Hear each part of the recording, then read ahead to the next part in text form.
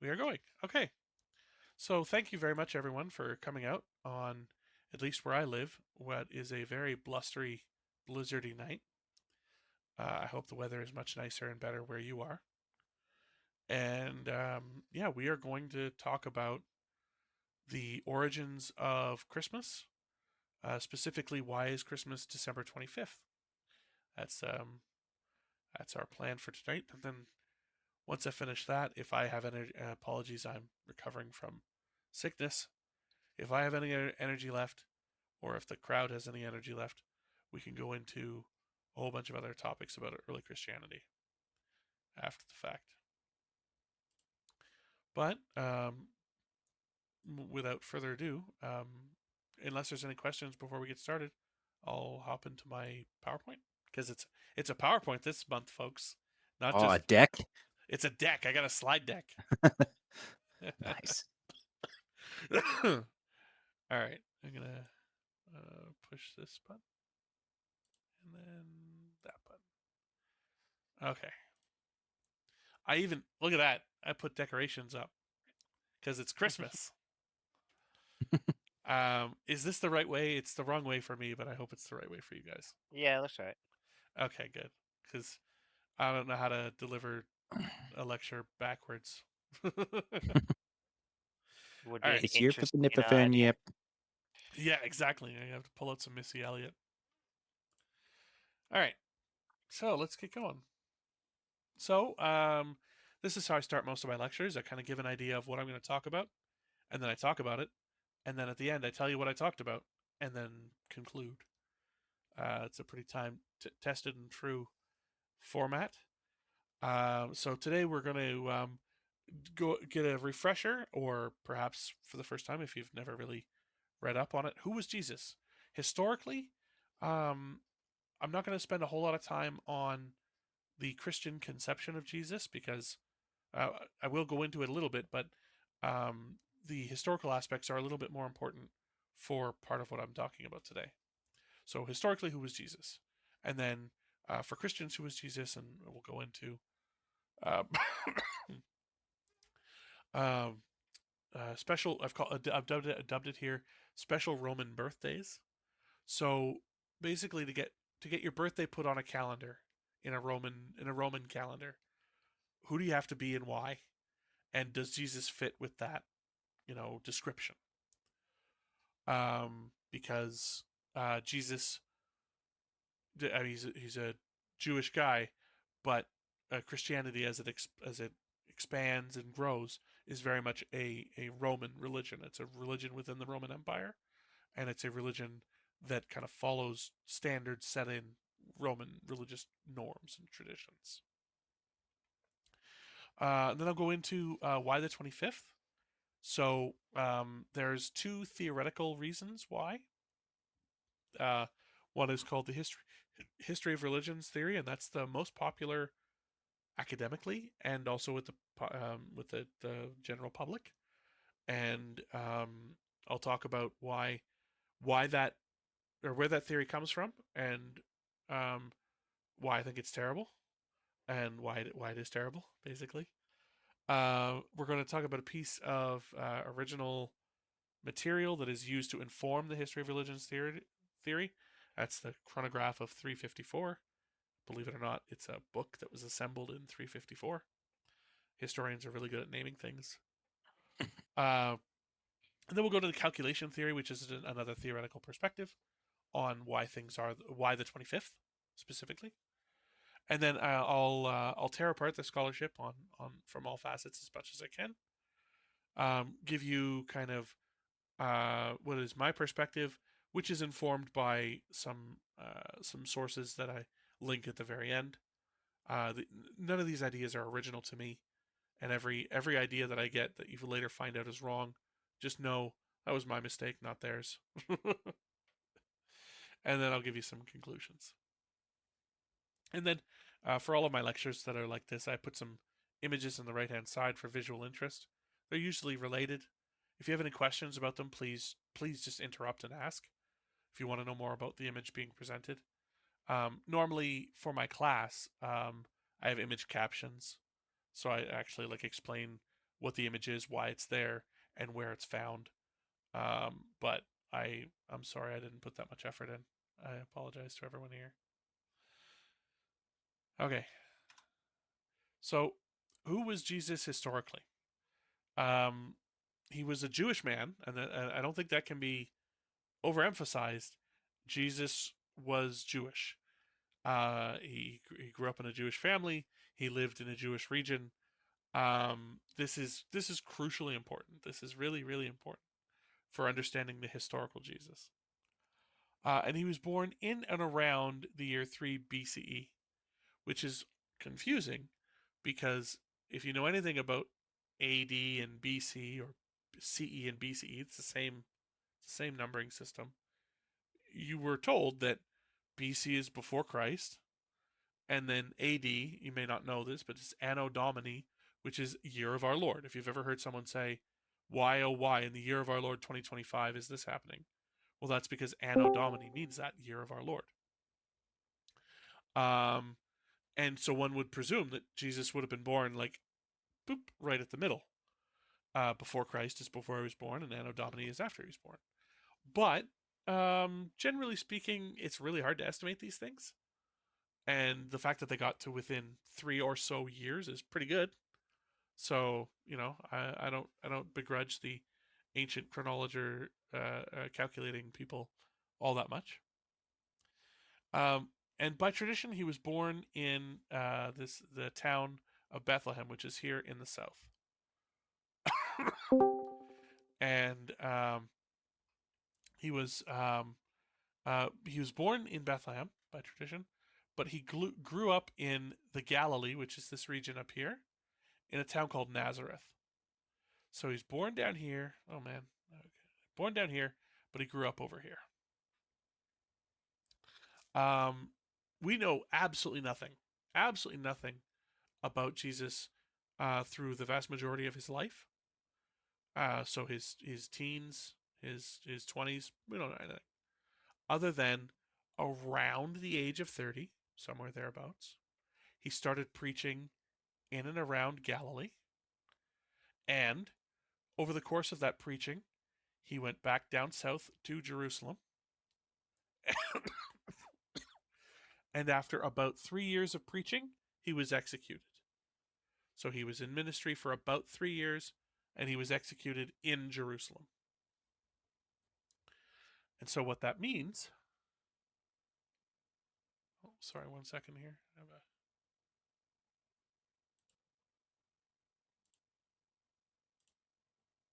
Oh, sorry. I thought I had a message from somebody trying to get in. Um, but so a question came in. Why do people think that he's black? And I thought he was born in Egypt. Okay, so there is a narrative. That's two very distinct things. There is a narrative of a number of historical figures being black, and that is more linked to kind of modern. I don't want to say African nationalism, but like black superiority.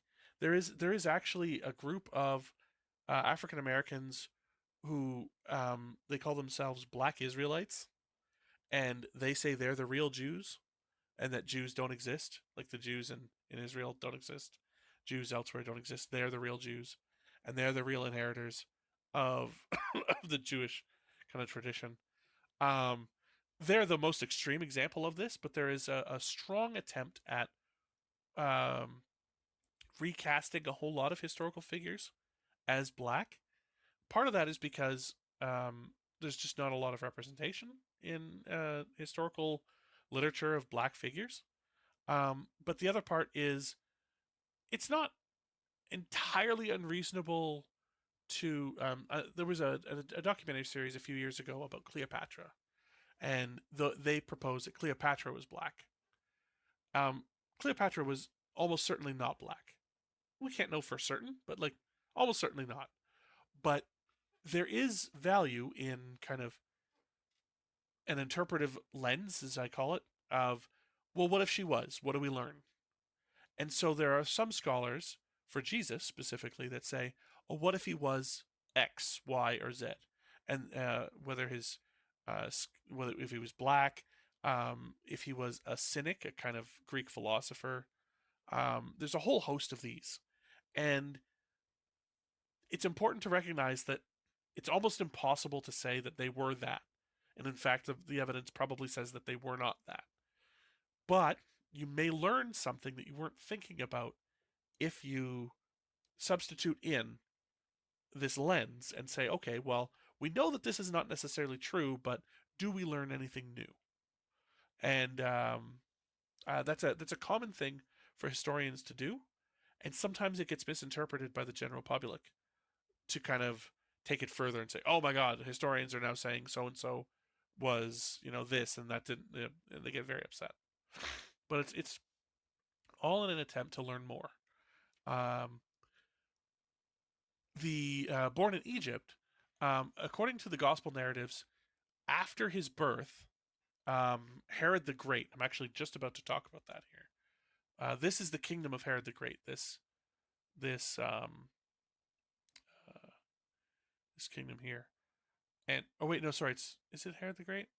I can't remember. There's like three Herods in the New Testament, and that's what I was going to go into. Is because kind of confusing, because it's Herod and his sons. I think it was Herod the Great. Um, what he demands, he's worried about a usurper being born who will be called King of the Jews. And so he orders all of the sons to be checked and potentially murdered. And the family flees to Egypt. They flee to Egypt and spend some time in Egypt. So that's where you may have heard that particular question or that scenario. But if you have any further questions or any further comments, I highly recommend. I made an Origins of Christmas text chat. It's a thread. If you go into the Omnia text chat, it should be in there. And if you could just dump those in there, it'll make it much easier for me to respond to. So, sorry, that was like several digressions on digressions. Have I lost people? Do you have questions? Apologies if I'm all over the place.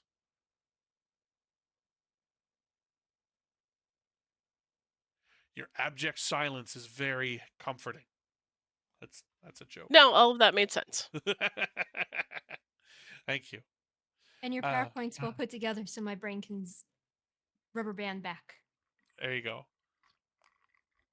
All right. So, Jesus, born around 3, executed around 33, born in the north, died in the south. What happened over the course of Jesus' lifetime is Herod the Great had been in control of that whole region that I had highlighted. But he died in and around 1 BCE. And when he died, his kingdom was divided, and all of his sons inherited various portions of it. Herod Archelaus inherited the area in pink. That's Samaria, Judea, and Idumea. And then Herod Antipas inherited the area in blue. That's Galilee and the Perea. Now, the reason I highlight these two areas in specific is the area in blue is where Jesus was born, and the area in pink is where Jesus died. And very quickly after Herod Archelaus got control of the area in pink, it was taken over by the Romans directly, and it was incorporated into the Roman province of Syria. And so it was ruled by governors, it was ruled by a foreign power. And the most popular, or not popular, that's a the most famous or infamous of these Roman governors was Pontius Pilate, who was a real guy that we have extra biblical confirmation that he existed. There's something called the Pilate Stone that shows that he put up an inscription. And so those that know the Bible story, Pontius Pilate is the Roman leader that calls for the execution of Jesus. and he's in control in the south. But more importantly, what it means is Jesus was born in Herod's kingdom. Jesus was born in kind of a unified Jewish kingdom of Herod the Great, but he died in the Roman Empire. And his followers largely lived in a Roman Empire dominated Judea. So the area in pink was actually directly governed by them. And then in 44 CE, the area in blue was totally incorporated into Rome. So not long after Jesus died, this whole region was just directly ruled by Rome. And that means that while Jesus himself had an entirely Jewish upbringing in a Jewish state, and his followers, his apostles, had a Jewish upbringing in a Jewish state, those that followed in the generations afterwards were living in the Roman Empire. And that has implications for the world that they inhabit.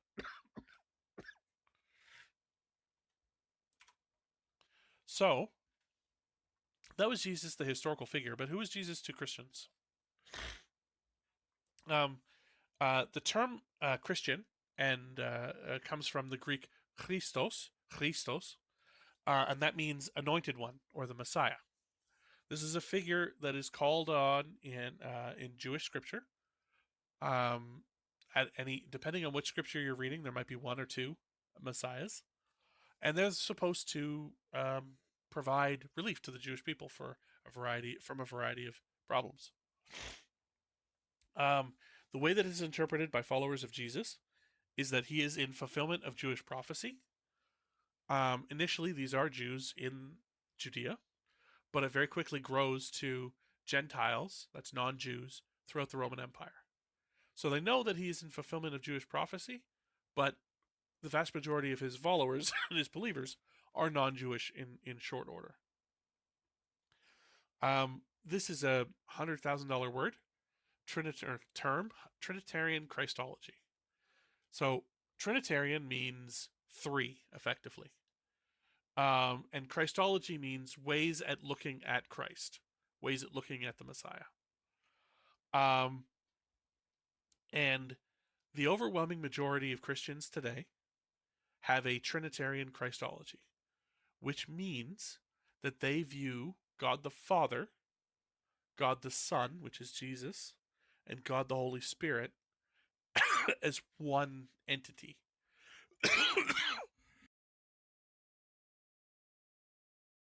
Apologies for that. So that even though there are three separate kind of like beings that they can talk about, they are all unified and all one. And it's very, very complicated. But there are non-Trinitarian Christians out there. There's too much variety, I can't even talk about it. And they just have different views. Long story short, Jesus might be God to them, but Jesus is not God in a triple Godhead with God the Father, Jesus, and the Holy Spirit. And so, for the most part, Jesus is considered God. But why does God need a birthday? And do other, special Romans, since we're talking about Roman religions, do other special Romans have celebrated birthdays? This is where, in my class, I gave them a video clip, but I am on a camera share, so I have to do this with a shared screen. And where did I close it? I didn't close it. Why isn't it there? There we go. So if you'll watch instead of me, or I guess if you just jump into also the video I've just tried to share.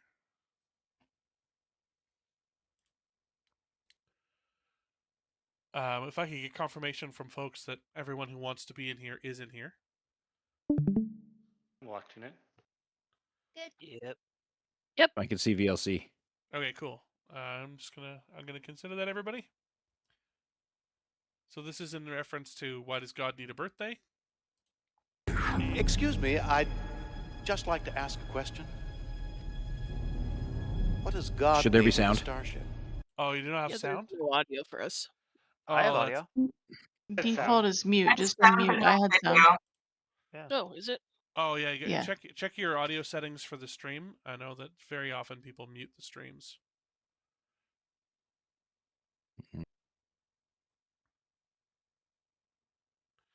I'm gonna hit play again.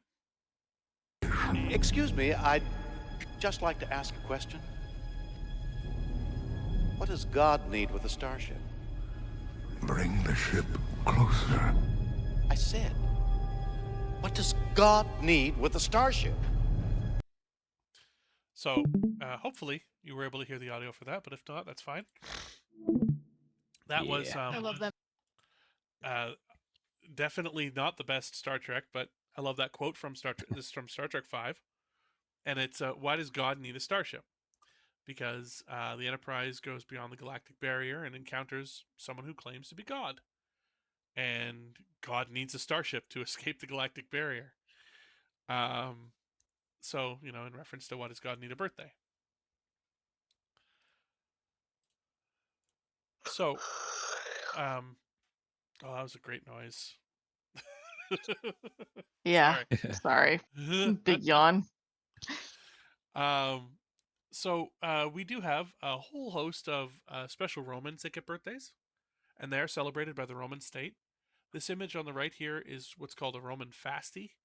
Fasti, it's shorthand for referring to a whole bunch of things for Roman dating, but it's also what the calendars are often called. And that's a Roman calendar inscribed with a bunch of important dates. So, emperors get birthdays. You are expected to celebrate the birthday of an emperor even if they're long past. But it's only specific emperors, so there is that. Sometimes other famous people get a special celebration, and the most famous of other is a guy named Antinous, who was the lover of the Emperor Hadrian. Famously, Antinous uh, jumped into the Nile and drowned. I can't remember the exact story, but he drowned in the Nile.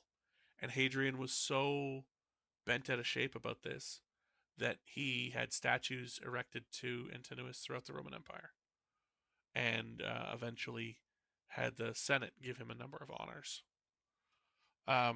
Straight up gods get their birthdays celebrated from time to time.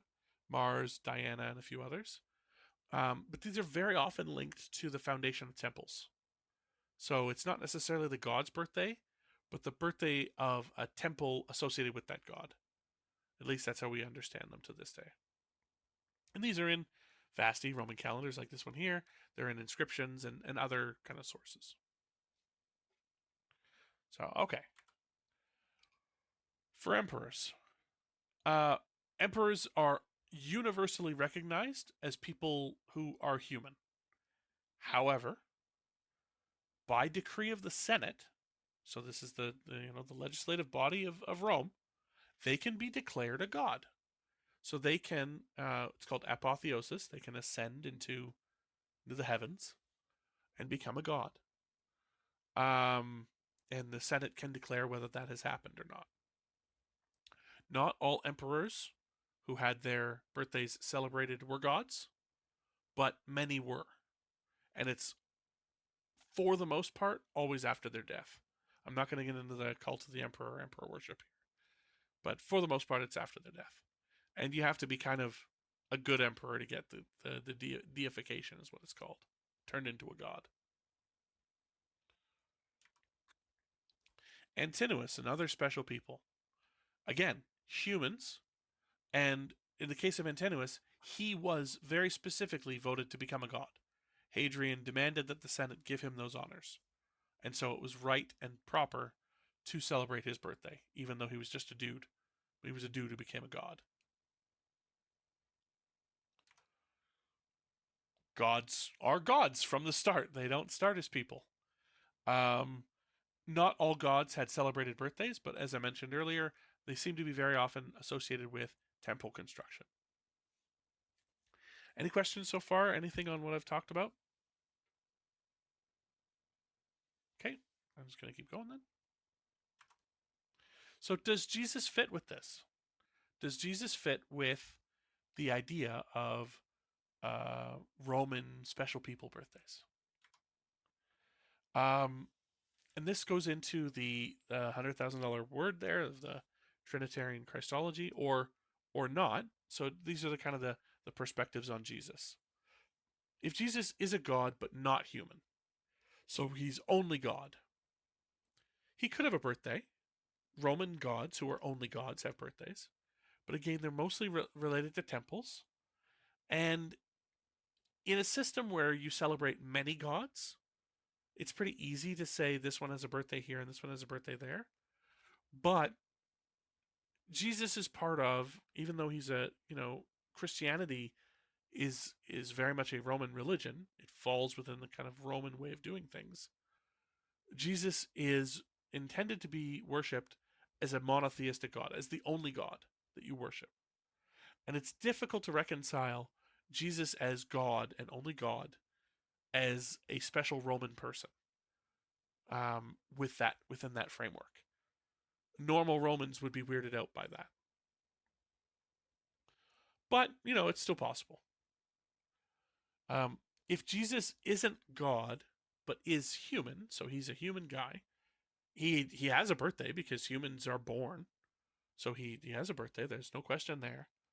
And he could potentially gain celebration like Antinous or one of the emperors. But he would need to be very, very important. And unless your entire empire is Christian, they're not going to think he's terribly important. He's just a guy. It's really hard to convince people, oh yeah, my guy's super important and powerful. Just look at this oppressed minority that you just conducted a giant war against and crushed into the dirt.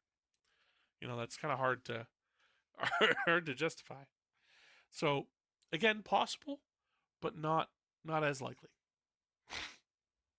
Now, but if Jesus is a God and is human, so this is the Trinitarian perspective, that he's both fully God and fully human.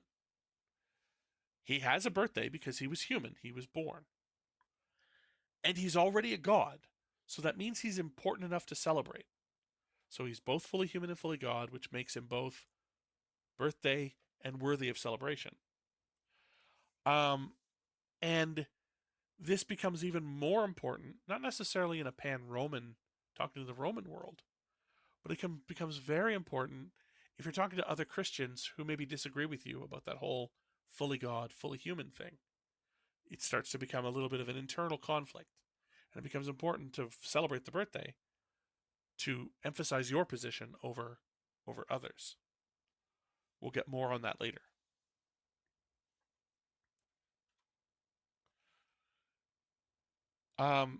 So we've kind of established that, at least to a certain extent, okay, Jesus had a birthday and maybe people cared. But when was that? What day? And Christians over the centuries actually postulated many different days. I put a bunch up there. Sorry.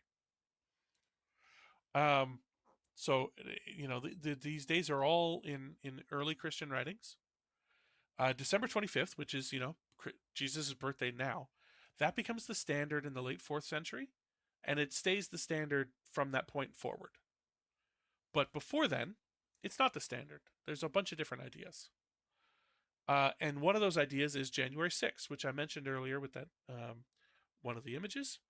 The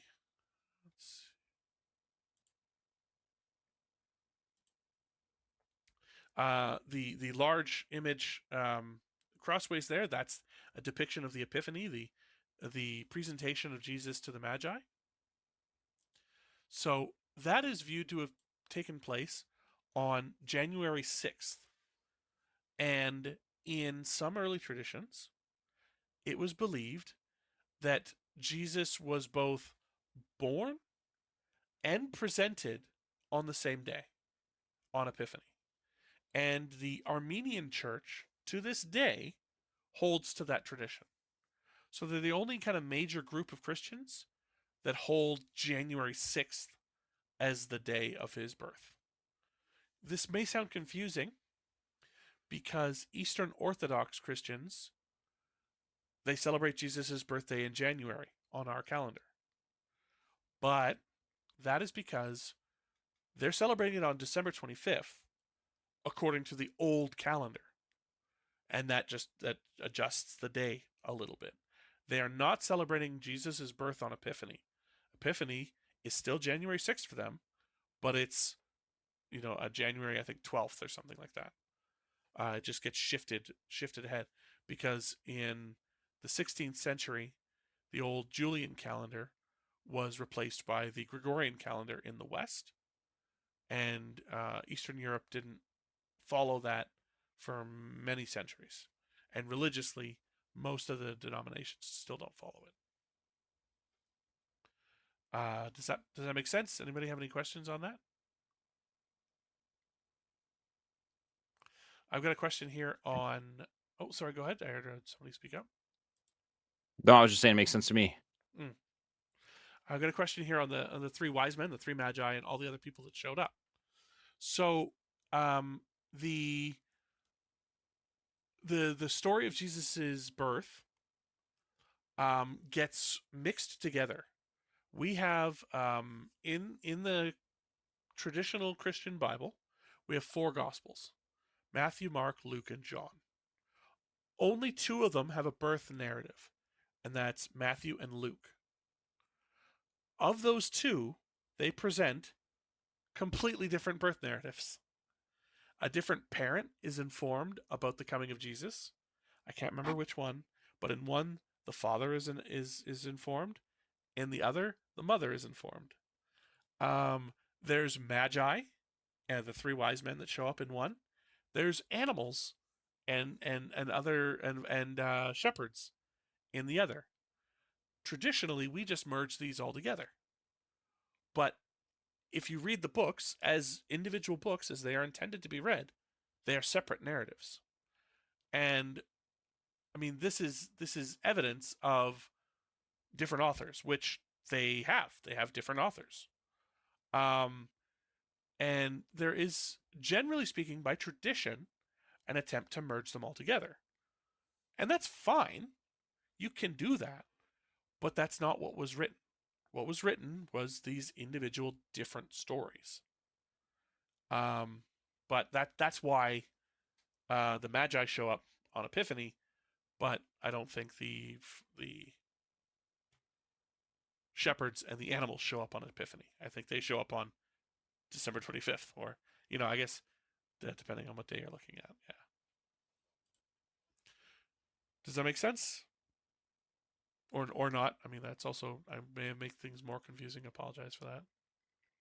I like that. I'd like to make some people's heads crack open with that one. Oh, my intention is never to make people's heads crack open, but it definitely is to read the books as books. So the term Bible, which everyone calls it's a Bible, and you talk about it, comes from the Greek biblos, which means library. And the Bible is not intended to be read as a single unified text. It's intended to be read as a series of books, like you would pull it from a library. And each of the Gospels is, in theory, supposed to accord with the others, but it doesn't, and that is important. It's important because in the ancient world, it's obvious they didn't give a shit. Like, they just didn't care that they didn't match up. And there are examples of what are called gospel harmonies, where for some folks, it did matter, and they did care. And instead of having 4 gospels that said different things, they rewrote it as one gospel, and it said all the things, or a harmonization of all the things. And so in some streams of Christianity, this logical inconsistency was really important to figure out. But in the general broad sense of Christianity that came to dominate Europe and by extension North America, it didn't matter, or at least it didn't used to. And there are a large number of folks today, they ascribe to what is called biblical inerrancy, that the Bible is not wrong in anything that it depicts, and it doesn't contradict itself at all. I don't know what to do with these folks because it does. It's the Bible contradicts itself all the time, because it was written by different people at different times, and it has to have errors in it because not only is it based on translations, but it's also based on transcriptions. You know, you copy a copy of a copy of a copy of a copy, and after 2,000 years, you know, shit fits, shit gets in there. So, um, yeah, it's not. I Or don't. stuff gets lost in the same Yes, way of making a copy of a copy of a copy. You lose stuff. yeah, you lose Yeah, it's stuff. like You know, some of the most there's a number of known stories, and in critical editions of Bibles, you will see this. They don't hide it because it's not a secret. That something that was a story in the margins, so a medieval copyist or maybe an ancient copyist, but still someone who was making a copy was writing, and this happens, I believe, in the Gospel of John. There is a woman at the well. This is a story of a woman at the well, and we have clear evidence that this was marginalia. This was a story in the margin, and over time, with multiple copies, it just got integrated in with the main text. And this is not a secret. People aren't trying to hide it. It's not some kind of um, I don't know, Da Vinci Code mystery. It's just a matter of fact thing that happens over centuries. And people liked the story, and it just sort of got incorporated into the main text. All it takes is one copyist to say, you know what, that belongs in the body. And maybe they did it as a personal choice. Maybe they mistook it. They didn't understand, and they just copied it in. But once that becomes part of the history of the document, then it gets passed on to the next generation, and they don't even know that that's what they're doing. So transmitting this document that has changed. There's hundreds, if not thousands, of examples of this throughout just the Gospels, let alone the other books in the Bible. That was a bit of a tangent. Sorry. Everyone still with me? yes. Yep. Okay. Yeah. Cool. Yeah, it's one of my favorite things to point out because I have family that likes to say, like you said, what do you do with people who think it's perfect? And I'm like, huh? Yeah, it's that's a hard conversation to have because they're not on board with the same basic tenets of reality. To be perfectly No, honest. Um, which is sad because it's an interesting piece of history, but huh? yes, I find it endlessly fascinating. That's why I studied it in school. All right. So I'm going to ask you, based on, you don't have to say I believe this because that can be a very loaded statement. But based on what you've heard out there in the ether, why do you think some people say December 25th was chosen? When the sun comes back. Yeah, I Yeah, was that's gonna what say I heard that same thing the other day. Okay. To me, Saturnalia, the idea of gathering other religious groups and bringing them in. So looking at where are the times that they did their celebrations and making them into now Christian celebrations. So that way they don't feel so alienated. They can feel like, oh, well, we're still celebrating on that day. I like to go drinking kind of thing. Okay. Any other things that people have heard or that they believe or anything like that? That is also what I've heard. Like you can't convince them to come be Christian if you take all of their holidays away. All right. So I prepped this beforehand, but I might be a little psychic. So I have on here his actual birthday, with no one ever actually says. Just a random date. Somebody is like, throw a dart at a calendar. Good enough. And then, of course, take over a pagan holiday and otherwise important date, like, say, the winter solstice, when the sun comes back. Also, that Jesus is AI generated. and it's a bit of an abomination. Those are not, that is not Greek that is around his head. It's just squiggles. But okay. So the various theoretical perspectives mirror not exactly what you guys have said, but similar things to what you have said. So I'm going to go into them now.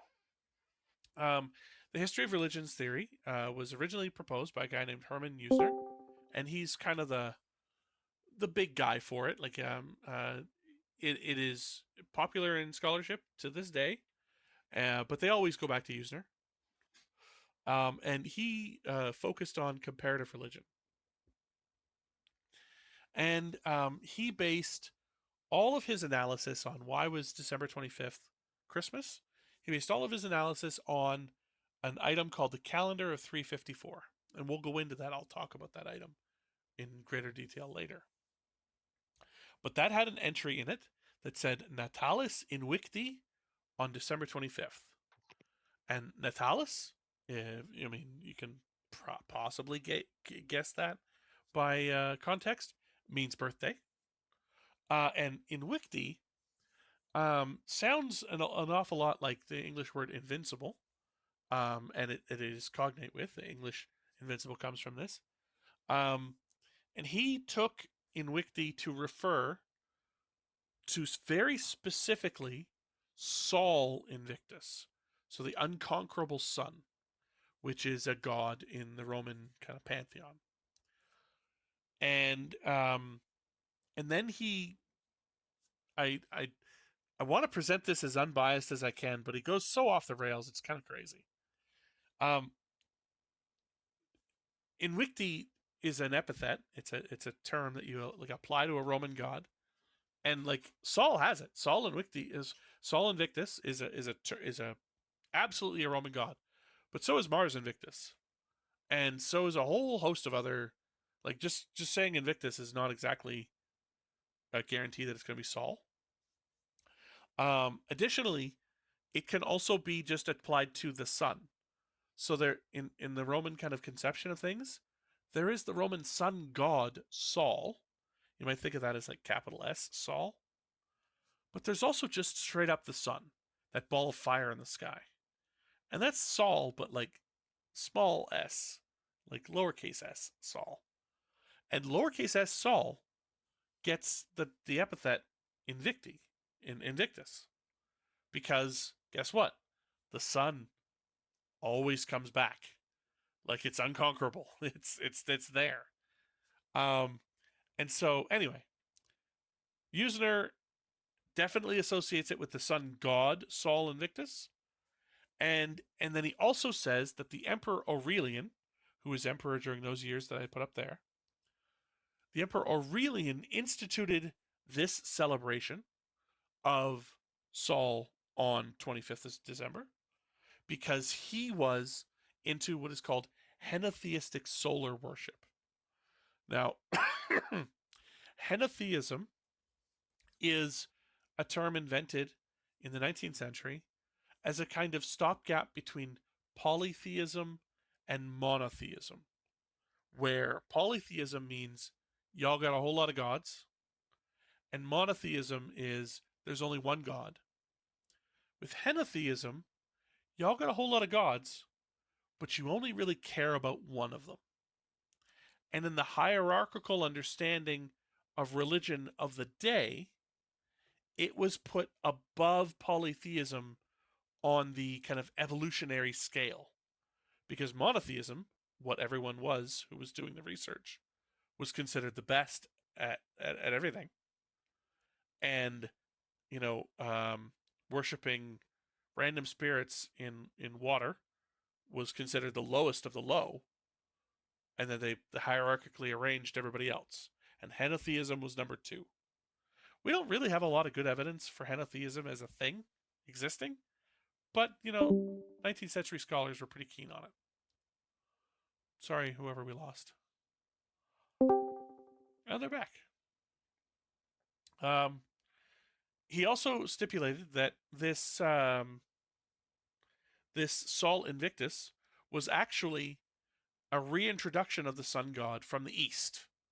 So the Romans had put away their sun god at some point in the past, and then this was an eastern reintroduction of the sun god. And he believed that Aurelian, this emperor who ruled from that 5-year period, was just so awesome and so powerful that reintroducing this god made paganism too powerful.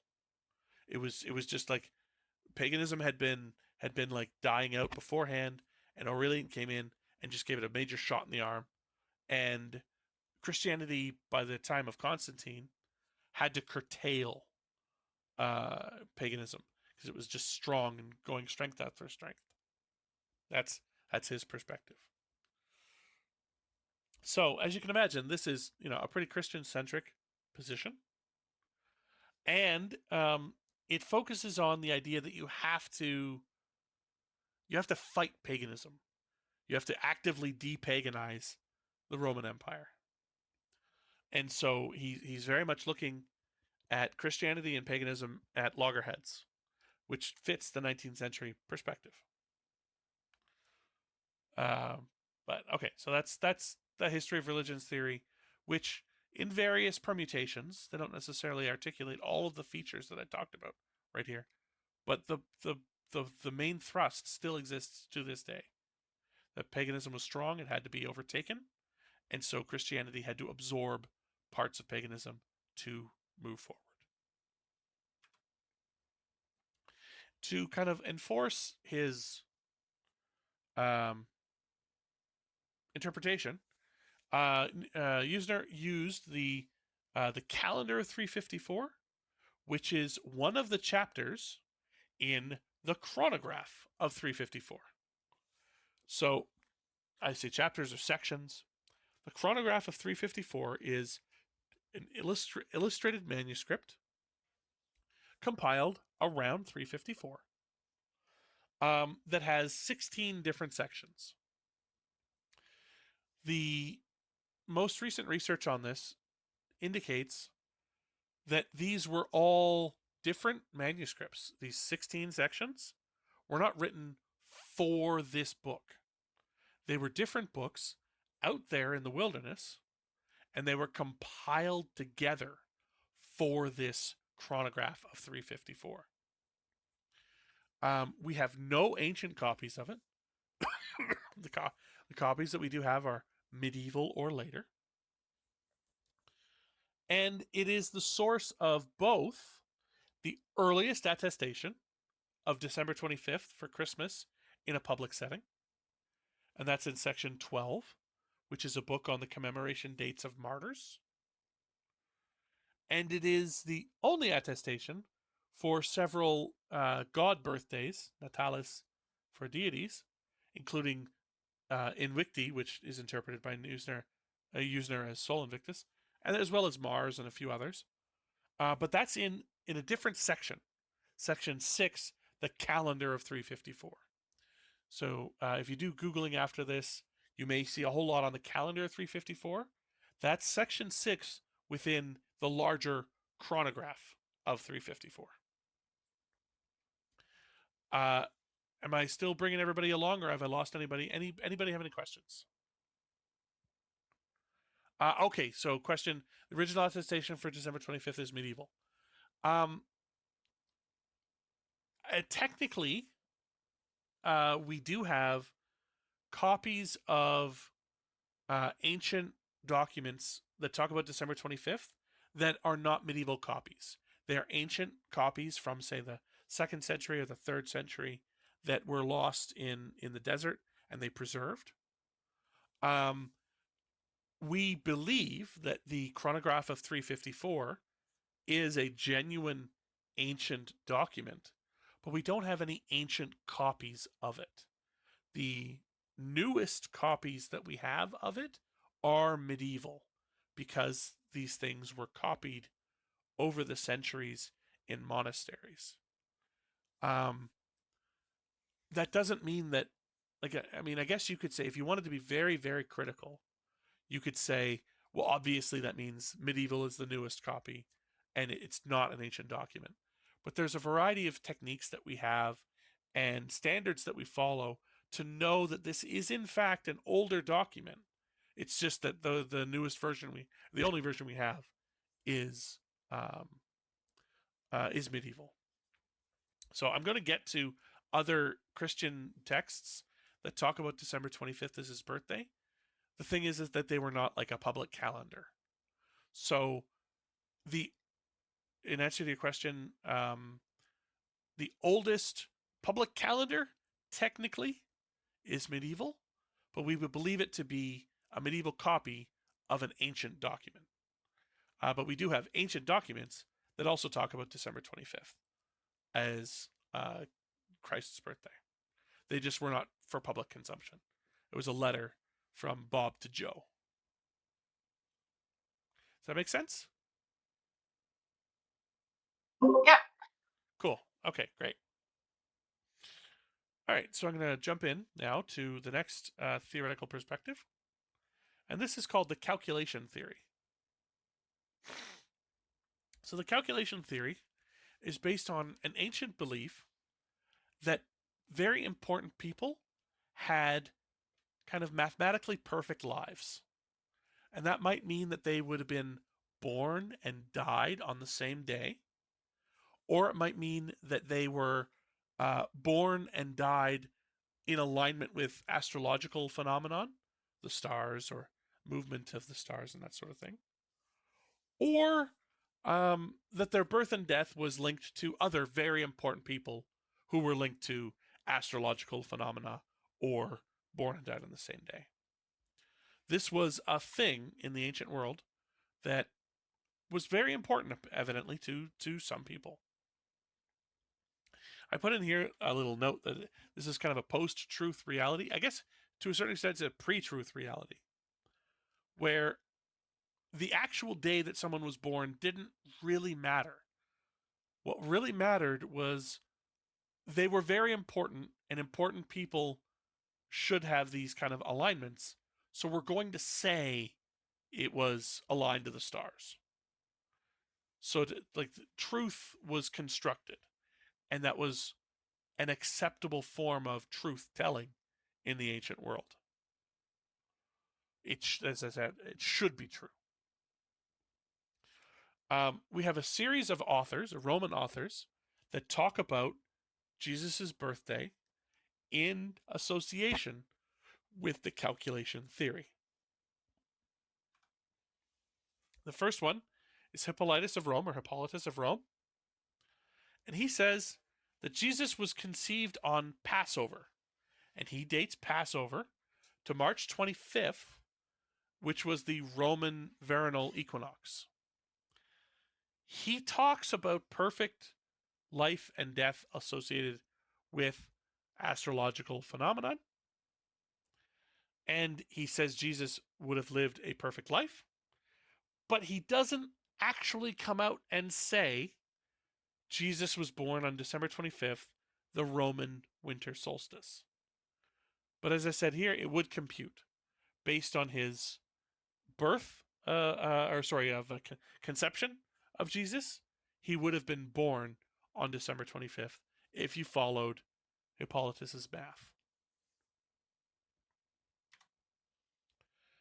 Clement of Alexandria is another scholar.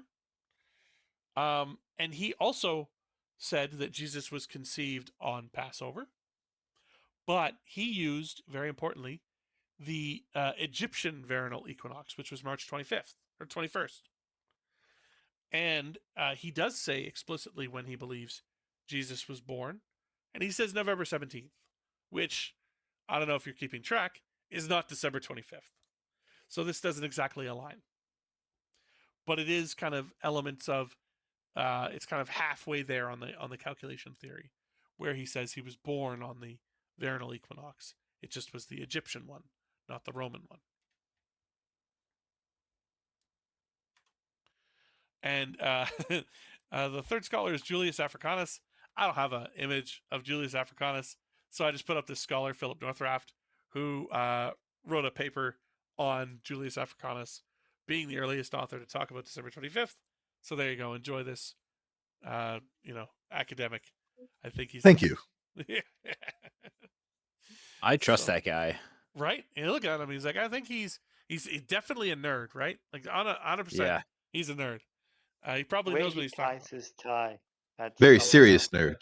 Yeah, that's you're right, Arcane. That is a very serious kind of like multiple way tie, right? There's a severity about him that makes me trust him. Anyway, he did a bunch of research and found this scholar Julius Africanus, and he conceived, he believed that Jesus was conceived on Passover, just like the previous two scholars. He sided with Hippolytus that it was March 25th, the Roman vernal equinox. And he goes one step further than Hippolytus, and he actually says, and that means that Jesus was born on December 25th, the Roman winter solstice.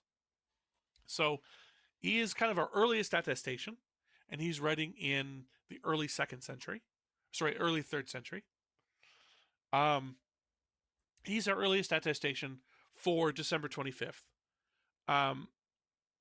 He's Sorry, what does attestation mean? our earliest known example of. Thank you. Yeah, no problem. Later on, so this is kind of 100 years later and moving forward, Jesus and John the Baptist are linked together for their birthdays and their conception days. In, I think it's the Gospel of Luke, it is stated that John the Baptist is Jesus's cousin. And so John is envisioned as having been conceived in the fall fall equinox, and he's born on the summer solstice. And this is explicitly linked with the birth of Jesus. The two of them are.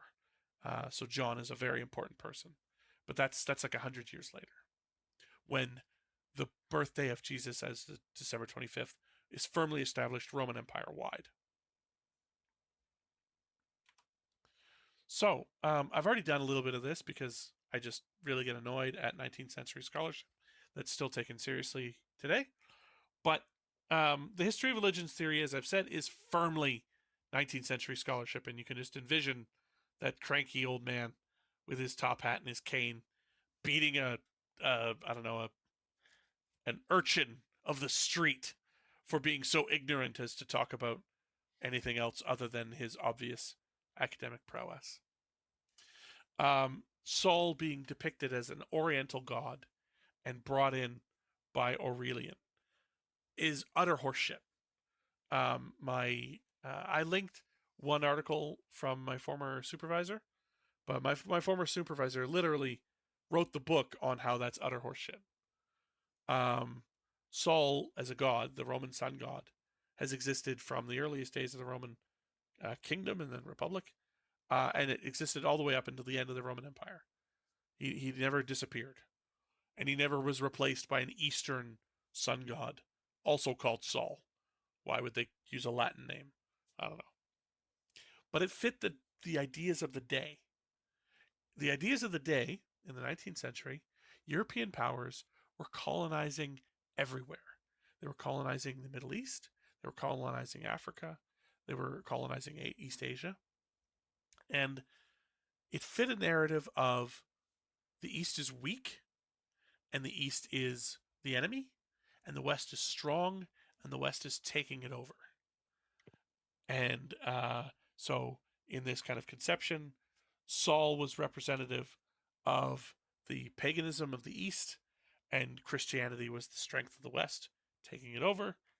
And this was also kind of like reinterpreted as Europe versus the East, Christianity, and Europe being the strong ones, dominating the East and paganism. This is a little bit of the 19th century perspective on the Emperor Aurelian. This is a coin of Aurelian featuring his likeness. He was super manly. There was a breakaway kingdom run by a woman of all things. Go figure. Named Zenobia, and he put that down. He put her in her place, and he was smart. I mentioned the hierarchical organization of religious worship in the 19th century, where henotheism was just below monotheism. So they looked at him as a very, very smart and forward-thinking, but still barbaric pagan. And he was viewed as just because he ended civil wars. Restitutio Orbis, the breakaway kingdom of Zenobia, was one of these civil wars that he reincorporated into the empire. But again, they viewed it as he made Roman paganism too powerful and had to be attacked by Christianity some decades later. The actual Aurelian did fight a war with Zenobia, but contrary to his 19th century perspective, he tried to negotiate first, because why war when you can talk? And he had successful negotiations in the West. There was a Western breakaway empire as well, and he negotiated, where he bought off the emperor. He said, "Look, you can go live a life of luxury and just be gone, and I'll take over your shit." And the guy said yes. And so, obviously How Aurelian, nice. right? It's pretty nice. You retire, and the thing is, Aurelian kept his word, to the best of our knowledge. He didn't murder him later or anything. So he obviously tried the same thing with Zenobia, but Zenobia told him to pound sand. And so he had to fight her. But again, he fought enough to a standstill, or fought enough to defeat. But he left her in charge of her city. Her city was called Palmyra. And he said, just don't do any more empire shit. Just be ruler of Palmyra, and I'll leave you alone. And he took his army and he left town. Yeah, because that would be a war crime. I'm not going to get into that. Sorry. That's fine. But as soon as he left town, Zenobia started that whole empire shit again. She's like, that idiot left. I'm going to raise my armies. And so Aurelian came back, and no mercy this time. He razed Palmyra to the ground. Zenobia was executed. Her children were executed. It was not a happy day. Aurelian did have Sol Invictus as his patron deity, but it was not monotheistic and it was not henotheistic. It was the same thing that prior emperors had done, where the Roman Empire as a kind of culture was designed around what's called the patron-client relationship. And what that means is you have a patron, somebody who's more powerful and important than you, and you are their client. Everything good that comes your way comes from your patron. And everything good that you do benefits your patron a little bit, and hopefully they elevate you along with it. But if you're the emperor, you can't have anyone above you because you're the emperor. And so what early emperors did is they adopted gods as their patron. And so they still maintained the patron-client relationship, but it was with a god who they could just build temples to and lavish with gifts and priesthoods. And absolutely, Aurelian did this with Saul. Other gods, like the Emperor Augustus, the first emperor, had done this with Apollo, who is another sun god, but he's a Greek sun god. Aurelian did mostly end the current civil wars.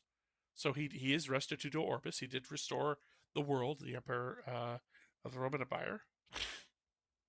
And he also did all kinds of stuff for Saul. He built new festivals, new temples, new all kinds of stuff.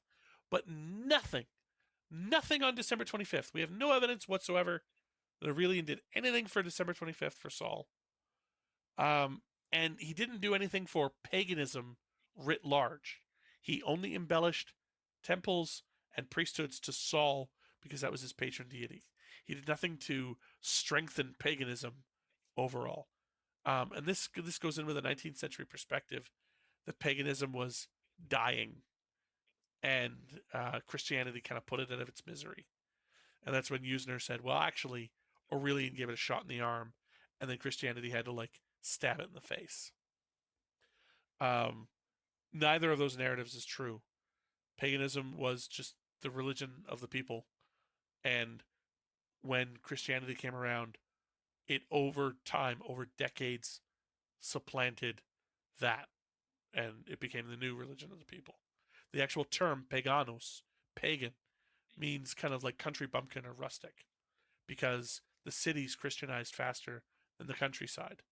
And so you could go out into the countryside when everyone was Christian in the cities and still find adherence to the old religion amongst, the paganos, the bumpkins.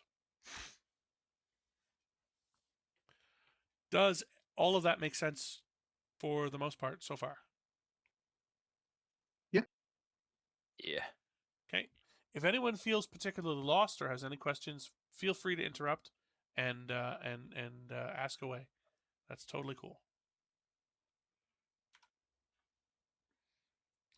As I said, Saul had different and more important feast days, actually implemented by Aurelian. I mentioned this earlier, but Natalis could just mean the solstice. Natalis Invicti, that could just be the unconquerable sun, not necessarily the unconquerable sun god. And also, other gods had this Invicti epithet, Mars being one primary among them. And so, having a calendar that says Natalis Invicti doesn't implicate Saul by automatically in any way, shape, or form. And in fact, it's a bit of a weird thing that they would omit it if they really wanted it to be the sun god Saul rather than just the sun. And as I mentioned, many deity birthdays are associated with temples. And so, I mean, we don't have any temples constructed to Saul on December 25th. So that's another kind of like, I don't think this is talking about the sun god. And then, of course, the final nail in the coffin, really, of this being the Christianity taking over 25th from paganism. The section where we have in the chronograph of 354, I mentioned section 12, which is the earliest attestation for December 25th being Christmas. To the best of our knowledge, it was actually written around 334. I mentioned each section had been written at different times, and based on the dating methods that are used, yeah, section 12 was written around 334, whereas section 6, the one which has Natalis Invicti, the birthday of the sun, that one was 354, more or less written.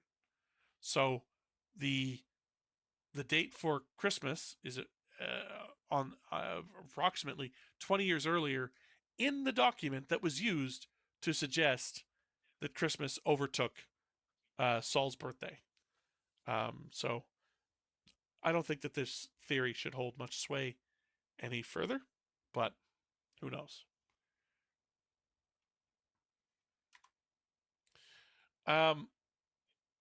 In terms of the calculation theory, there's a lot of putting words in ancient authors' mouths, especially with the first one where it doesn't actually come out and say. Hippolytus does not come out and say it's December 25th. So we really only have just the one author. He's early, and that's good, but it's just one guy. And we do know that this date was debated amongst Christians. It was also not widely spread. It was like a letter, like I said, from like Bob to Frank. And so it's not part of a giant like public calendar. The calendar of 354, the chronograph of 354, is the earliest attestation we have, and that's not even it's not even really a public calendar. It's a fancy book written for a rich guy, but it's ostensibly based on public calendars that were available at the day. So, in the end of things, I find this theory to be very compelling, but ultimately unprovable. It's the most reasonable thing to me, as to why the 25th was chosen, but it's not, you can't really nail it down. But one thing that we can say with a little more certainty is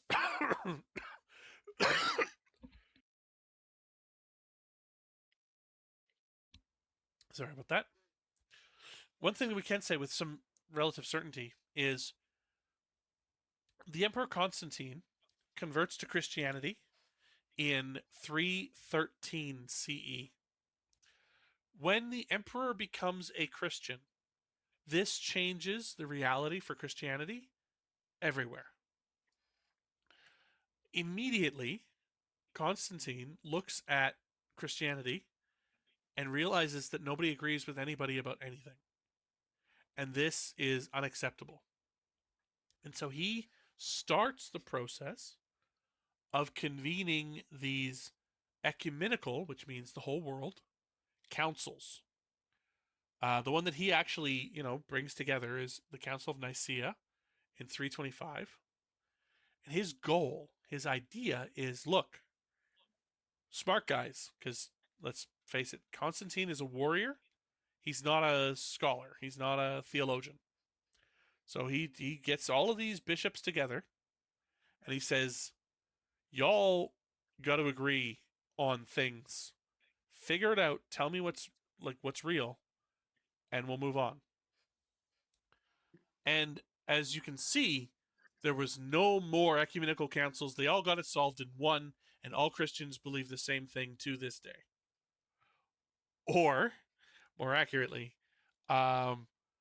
immediately, even in the council, people didn't agree. People were excommunicated, and that happened repeatedly in the Council of Constantinople in 381, Ephesus in 431, Chalcedon in 451, and so on down to this day, where the Christian community is split between thousands of denominations that believe similar but not necessarily the same things. So unity was never achieved. But Like what Linux. exactly like Linux. Exactly like Linux. And Linus Torvalds is Jesus. I don't know why that's just funny to me. Uh,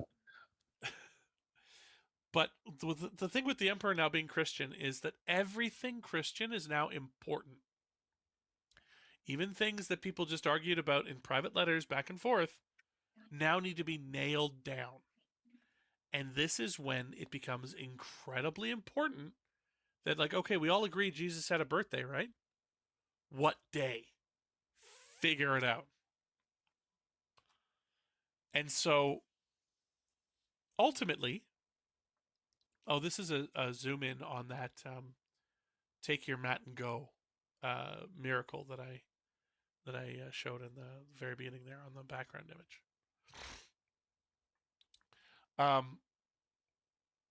Jesus needed a birthday because the prevailing Christianity of the day held that Jesus was both God and man needs a birthday. And maybe it needed to fulfill the perfect dates. That seems reasonable. That they would want a very important person like God to fulfill these astrologically important dates. But there was also a series of other Christian groups that had different ideas on the nature of Christ. And I've listed a few of these. They're called heresies, and they're viewed as heresies by church scholars. But what it means is that they had, I used the term already, Christology. They had differing Christologies. So they looked at Jesus differently. There was a group that viewed Jesus as only God. He had no human qualities whatsoever, and that's called Docetism. There were those that said Jesus is only a man. He's not a god at all. One very famous group is the Marcionites, so Marcionism. And then another group, this is the group that was exiled in the Council of Nicaea. The idea was that Jesus is God. Jesus is man. So they're like really close. But they said that instead of Jesus existing is exactly the same amount of time as God the Father and the Holy Spirit, they say that Jesus was created at some point after God the Father existed. It's a very esoteric kind of difference, but that was a difference worthy of getting exiled for. And so these conflicts became very important to stamp down and to like claim, like, no, we know how this shit works. And Jesus was a guy and a god, and he was born on this day, and fuck off. So it makes much more sense to kind of like put it in that internecine conflict. So this is kind of the end of the road here. Why does Jesus have a birthday? Well, Jesus was a guy, and every human has a birthday. So why does Jesus have a birthday just writ large? Because he was a human that was born. Full stop. But why was it important to celebrate this day? Well, in the Roman conception of things, really important people had their birthdays celebrated, like emperors. And since Jesus was both God and man, he's kind of the most important person. So it's super important to celebrate his birthday. Why was his birthday specifically December 25th? Well, they had to pick a day, and they were really obsessed with with perfect numbering, and that seems to be the most logical choice, rather than taking over other pagan holidays. And was that date chosen to counteract paganism? I can't say for certain. I can't stand here and say absolutely not. I have, absolute proof that this, but just the evidence doesn't point to that. The evidence points to it being much more important to fight other marginal Christians at the time. Pagans were not the enemy writ large until a century later. And that's it. That's all I got for for this section of it. These are the sources that I consulted, and again, all mistakes are my own. These people are paid academics. I'm just some schmuck with a camera. So yeah. Any questions? Any further commentary? Yeah, anything like that. Mhm. So you say, yeah, thank you, by the way, Dingo. You say, so December 25th, because it's a perfect number, whatever. How how do they come up with that being a perfect thing, or is that too detailed to cover? Oh, I think you might have missed that. Um, Oh, actually, I uh, can rewatch the beginning. It's cool. no. I mean, I'll flip back to it. I got many slides here, right? Oh, I went too far. Thank you. So the idea for this is out of the calculation theory, and the idea is that very important people had birthdays that they were born and died on the same day, or their Okay. birth and death was like astrologically aligned. It was aligned with kind of astrological or just very important seasonal phenomenon. And Okay. very early on, Christians decided that Jesus was conceived on Passover. And Passover can be, depending on the year you're looking at, linked to the Roman vernal equinox, the spring equinox. And that's March 25th. Now, if it's March 25th when he is conceived, theoretically, then that would be December 25th when he's born, if you are obsessed with perfect numbering. And December 25th Oh, okay. is the Roman, what you call it, winter solstice. So, so that's where the perfect numbers came from. As they said, he was conceived on Passover, March 25th, and he was born on the winter solstice, December 25th. Does that make sense? Okay, so the idea is Yes. really that it's more about the fact that he was conceived on this equinox, on the vernal Yeah. equinox, than he was born on December 25th. Well, because the Is the idea idea. was he would had if he has this perfect life, he's also going to have a perfect gestation period of 9 months. True. And so it's this like obsession with mathematical perfection. And this aligns with a whole lot of perspectives that were popular not just in the first century CE, but kind of the second and first century BCE, and then on into the second century CE. But it started to die off in the third century CE. And it was this idea that you could take complete control of the universe by like understanding it, and then you could like map it out and put it out there. And this started to fall apart when the Roman Empire started falling apart. And people are like, oh shit, maybe the world isn't as stable as we thought it was. And that's my own theory, by the way. That's not a established academic norm. Uh, uh, Stealthy Fox, can I share that? Type yes or no. Or just say it with your words. Although you're muted. That's true, you are muted. I know how to wake him up. Oh, God. That's it. That's it. Can't get through one of these without that, eh? All right. That's right. All right, well, I I'll think wait. we owe it to Weenus, right? It's true. I'm sad he wasn't able to make it. Me too. It's an Just important cultural sound, okay? yeah, it's part of our as Canadians will know, a part of our heritage. But I think Stealthy Fox maybe walked away. So I think that's funny, and I'd like to share it. But I'm still here. I posted in the Q&A chat. So my grandma was born on winter equinox. My mom on spring equinox. I unfortunately wasn't born on summer equinox, but both my mom and my grandma, they're also on the fall equinox. So I joke that I'm the new Jesus. there you go. That's good. That's great. Nice. I like it a lot. And Oh, yeah. apparently their weddings also are also on the fall equinox. So that's solid, and that still shows that to this day, certain individuals look at these dates with certain importance, right? It's we don't know why necessarily it would be more important but if it feels like it matters, then do it, right? I don't think my parents and my grandparents chose the fall equinox out of importance. I honestly don't know. I think it just happened. It was just a good Saturday. I mean, that's also possible too. This shit happens randomly. I did have in my why do you think December 25th? It's his actual birthday or just some random day. Like I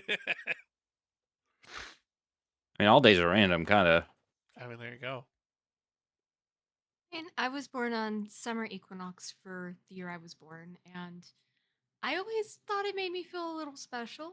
Long day. There you go. Yeah. I figured it was procrastination. They had to pick a birthday, and they almost got to the end of the year and panicked, and they were like, "Fuck! All right, December 20. It better be this Yeah. one. Yeah, This looks that was important. my plan all You along." can't do it on New Year's. Yeah. Yeah, they did on New Year's. They just be Oh, too that- pretentious. We're like, we can't just do it on Yeah. on New Year's. I don't know. It's a lot more interesting than me. My mom's doctor was going on vacation for 3 weeks, so I was pulled out early. It just They pulled you induced. out. Yeah. I It was hate like that Poltergeist. Like, They tied a "You're rope to giving you and birth pulled you today. through. I'm on vacation." I tried to come out in the Kmart because I'm a pain in the ass.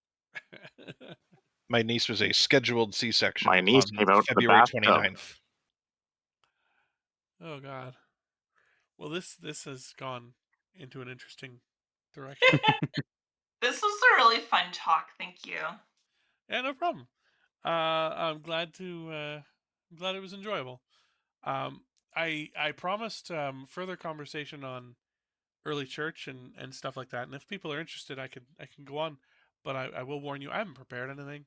So this is all just going to have to be like off my sick brain. Off the cuff. Off the cuff, yeah. But I find it interesting myself because I was in a group that insisted that they did. I mean, they all insist they do things the right way, but they were very incessant that, oh, we do it like, Jesus would have wanted and the Jewish way. And there's some things that they can kind of back up with some, historical, but the majority of it, when you break it down, is butt kiss. So it's kind of interesting actually hearing what scholars have actually learned and found versus somebody's just, oh, I throw it at a wall and it makes me feel good. Blind trust. Yeah. yeah, I mean, I try desperately not to. I don't want to poo-poo on anyone's beliefs, but No. I can speak to what we know and what we don't know, and what we're not sure of. And I mean, the best evidence for these things is often the Bible itself, where there are the pardon me, the 12 apostles are all Jews raised Jewish.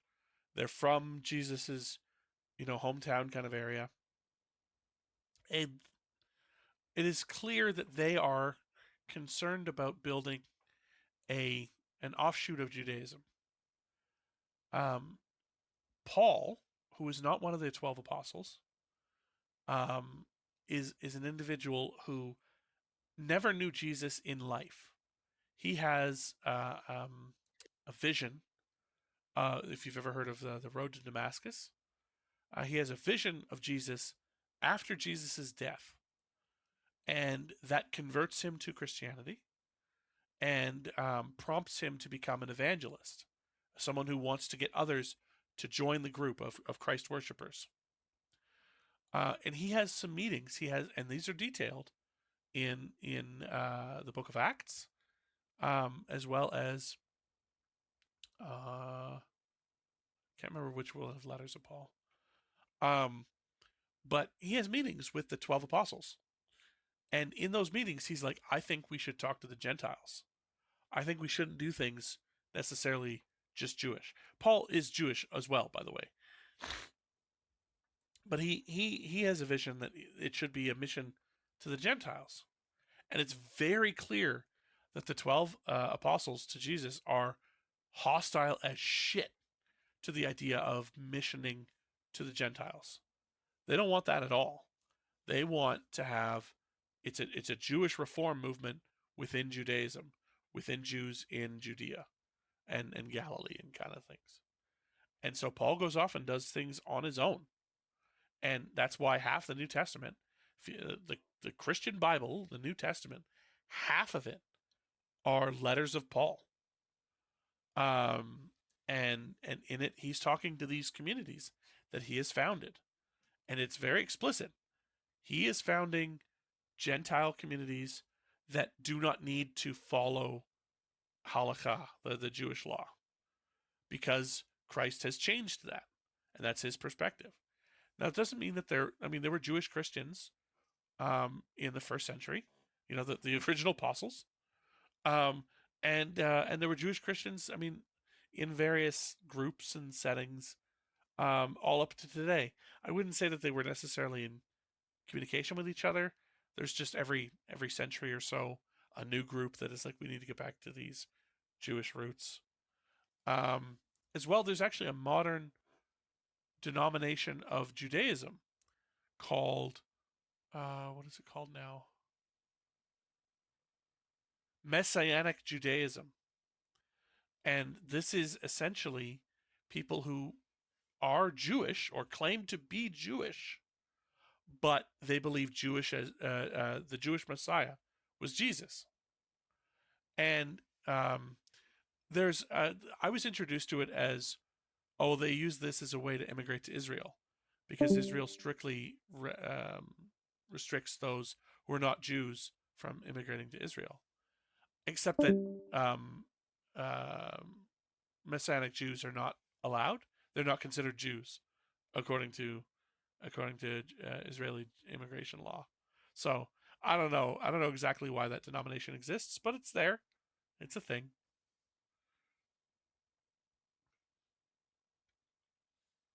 Sorry if I just killed the conversation. If anyone else wants to speak up about questions, I lost That's a few cool. people. Maybe they thought the main thing was over, and it's cool. I mean, it is. It's done. It's I did my lecture.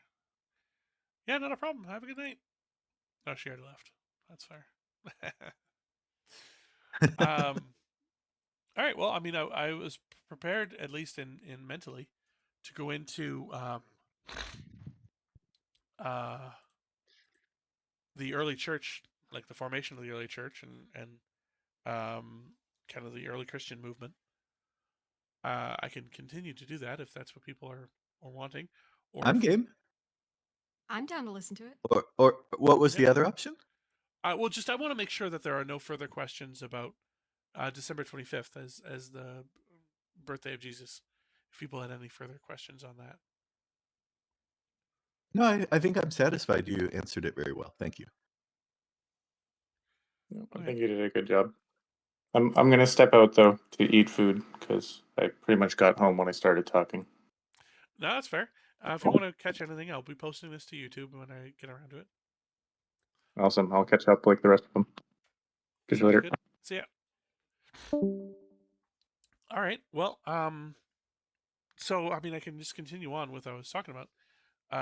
So yeah, Paul he gets labeled as the apostle to the Gentiles, and he founds Christian communities in. Let's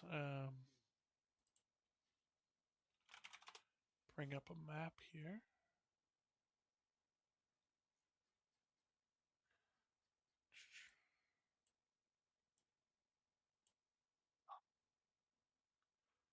And I can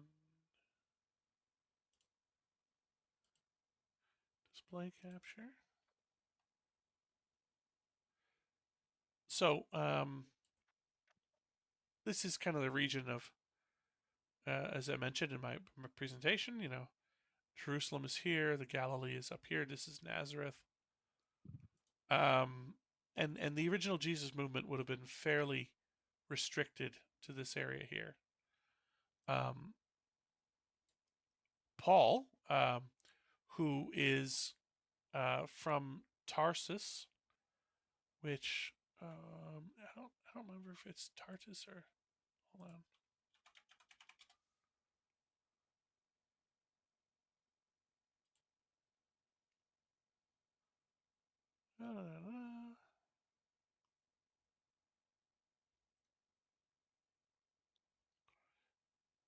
It's okay, so it's in Mersin province. Okay, so it's up here, but on the coast. So Paul is a Jew from this kind of region up here, and he, uh, if I remember correctly, his family was forcibly removed to this area to by Roman authorities as a way of trying to pacify a region during a revolt. Paul also had Roman citizenship, which is very, very important, especially in the first century. There are episodes in the Gospels and in the New Testament dialogue where Roman citizenship is crucial. Roman citizens cannot be crucified. That's number one. So if Jesus had been a Roman citizen, he would not have been crucified. But also, Roman citizens are entitled to a trial by the magistrate or even potentially appeal to the emperor. And that's what Paul claims. He is imprisoned for his missionary activity. And he ostensibly appeals to the emperor, but he dies, and we don't hear further from him. So the assumption is that appeal is unsuccessful. But we don't know for a fact. But anyway, Roman citizenship, big important thing. So, so Paul is a Jew from Tarsus, which is kind of hey, there it is, right there. This city here, and he is highly critical of the Jesus movement when he first encounters it. He encounters it in several Jewish communities in this kind of coastal region, and he declares himself a persecutor of the Jesus movement. That he was a righteous Jew, and those that were followers of Jesus were, in fact, uh, bad or wrong. They were not doing the right thing. While he was on the way to Damascus, which is the modern day capital of Syria, and in fact I think was the capital of Roman Syria as well, he is struck down. He goes blind and has a vision of the risen Jesus. So he's a vision of Jesus, but Jesus is dead. So this is Jesus coming from heaven effectively to communicate to him. And the message he gets from Jesus is stop persecuting my people. My mission is real, and you should be one of us. And so technically, Saul changes his name. He was Saul of Tarsus, and then he becomes Paul. I don't fully understand the linguistic shift here, but regardless, he changes his name and becomes an evangelist for Jesus, and he no longer persecutes the church. And he founds communities. He's unable to really found communities here because that's where the original apostles were already operating. But again, because his mission is among the Gentiles, he founds communities in Asia Minor. This is modern day Turkey, as well as in Greece. If you've ever heard of a book in the Bible called Thessalonians, that's taking place in the Greek city of Thessaloniki. There's a number of other ones. I can't remember what they are right now. But eventually, he finds himself.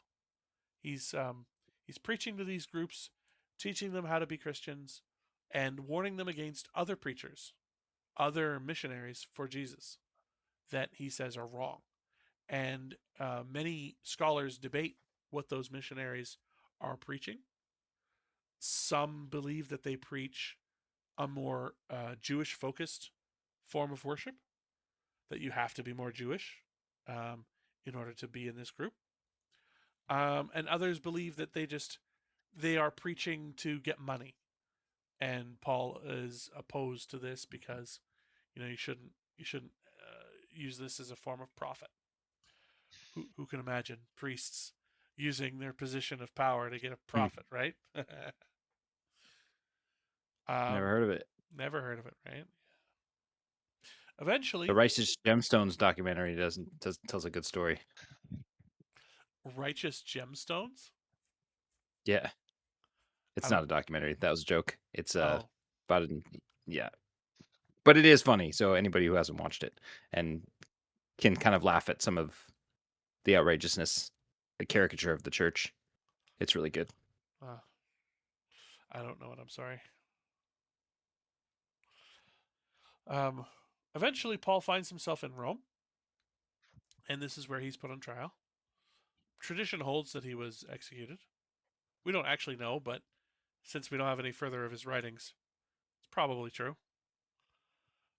There is a traditional grave for Paul, as well as so the 12 apostles here. Primary among the 12 apostles was a man named Peter. And Peter is also believed to have been taken to Rome and executed. And so the graves of Peter and Paul are believed to be, by tradition, both in Rome. And I think that they are underneath St. Peter's Basilica. But I can't remember that exactly. But when in Rome, before his execution, Paul was writing about how he wished to have a further mission to furthest Spain, which in his world was the end of the universe. He wanted to get to Hispania. Kind of ignoring all of this and and all of this, and also like the rest of the world because he didn't know it existed. But he would look at his view as his mission would have been done if he had made it to Spain. But in these early decades, so Paul dies somewhere. I think it's around 60 CE. And in these early decades, there's really very little to speak of for the Christian movement. It's really a series of Jesus worshippers in isolated locations. They don't have gospels yet. The gospels haven't been written down yet. They have Paul's writings. Paul's writings are the earliest Christian documents that we have, but not all of them have all of his writings. They have the letters that he sent them, but not necessarily the letters that he sent to other groups. And it's really there is a major revolt in Judea. This is called the Jewish Revolt, and this is when the Emperor Nero is in charge, and it happens in 69 CE or AD 69, and this is a huge revolt that if you've heard of, have you guys heard of Masada? It's okay if you haven't. No. I have not. Masada is a cool site. It's cool. That's not Masada. Where the hell is that? No, that's not Masada.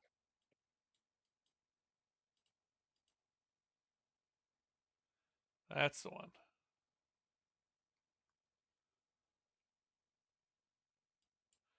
Okay, Masada is on one of my earlier slides. I mentioned that a guy named Herod the Great had been in control of most of modern day Israel.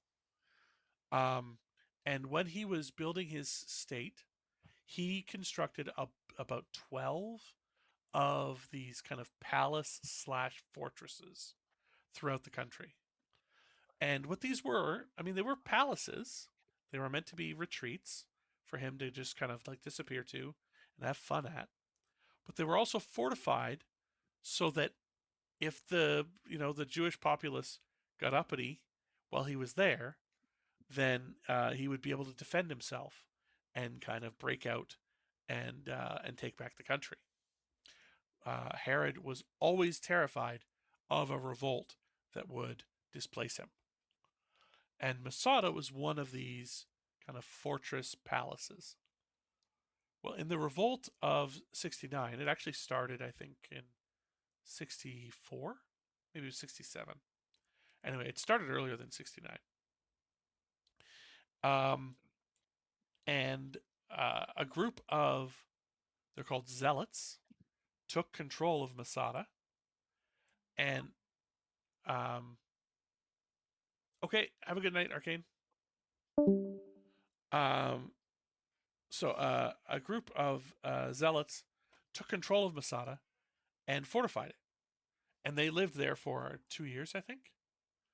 The Romans showed up to put down the revolt, and they saw the zealots at Masada, and they went, okay, no, it's too much effort. And so they went and pacified the rest of the country. And then they came back. And then they built. Can you see it on this? You can see a vague outline of it here. Do you see kind of like a beige line here? Does that come through? Squiggle. Yeah, it's kind of a squiggle. That is the remains of a Roman circumvallation wall. And what that means is the Romans, this Masada is built on a mesa. So it's a protrusion from the ground and a flat top, and the palace and the fortress bits are here. So it goes down into a gully and then back up to ground level here. The Romans went down into the gully and built a wall all the way around the the butte. And they did that because that's how you siege a city. And Romans follow directions. They follow their orders. And so they built this giant wall all the way around so no one could get out. And then I don't know if can we is there going to be a view of it?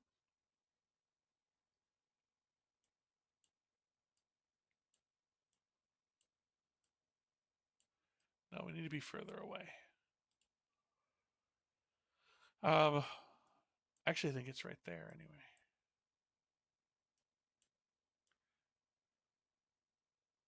Oh, well. And then they built a giant ramp.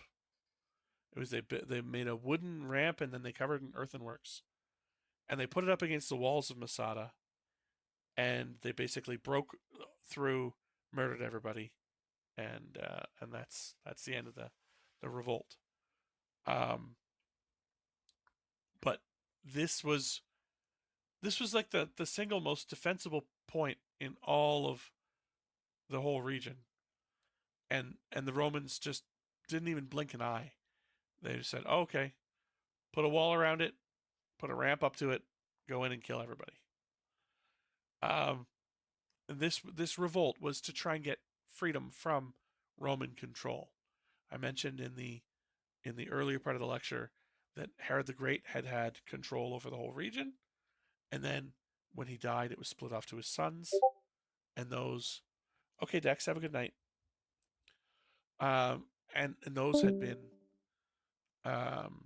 taken over by the Roman authorities one by one. This was a revolt to try and reverse that, to get again an independent Jewish state in the region. It failed miserably. The Romans absolutely crushed all of the Jewish resistance. They sacked Jerusalem, and if you've ever seen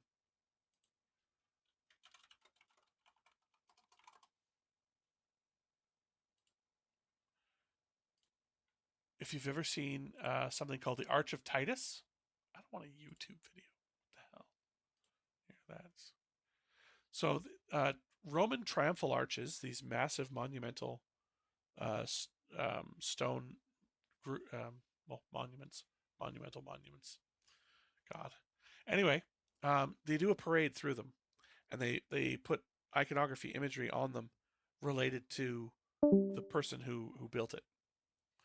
And the Roman Emperor Titus, who was a general at the time of the Jewish revolt, when he built his archway, his monumental archway, he put the spoils of war that he brought back from the temple in Jerusalem. And this may be familiar, especially since we're in the midst of Hanukkah right now. This is the seven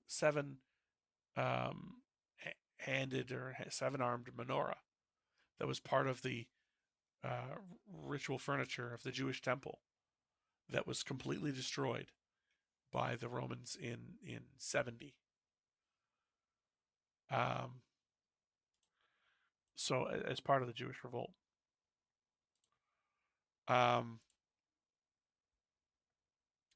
The blowback of this for the Christian group is they had to make themselves very not Jewish very quickly, because it was really not okay to be Jewish for a period of time because of the revolt and everything that had happened.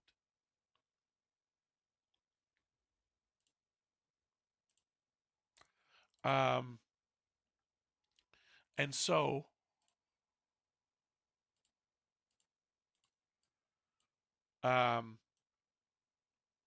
the sorry, my brain is just mush. Take your time. It was after the destruction of the temple that we actually get the first gospels being written down. So just in case not everyone's familiar, the Gospels are the first 4 books in the New Testament, and the first one that was written is the Gospel of Mark, and then that was written towards the end of the 1st century. So the temple is destroyed in 70, and before the year 100, the Gospel of Mark is written. Just after the year 100, like before 110, we get both Gospels of Matthew and Luke. And then probably in 115, 120, we get the Gospel of John. It's a bit of a different book.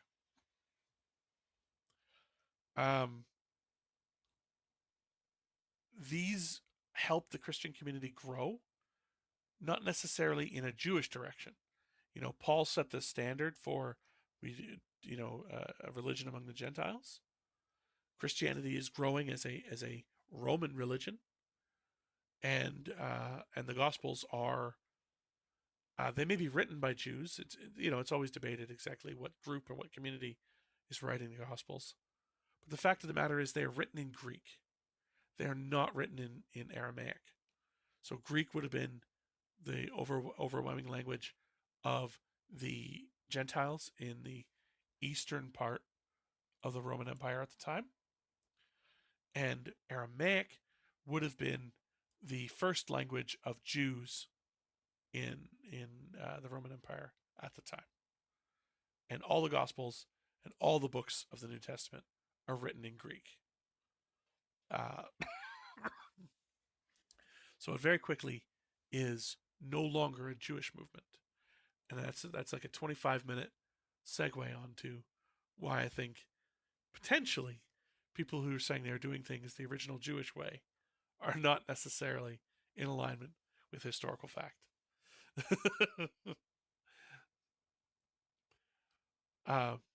If I have anybody still, if anybody's still awake, Yep.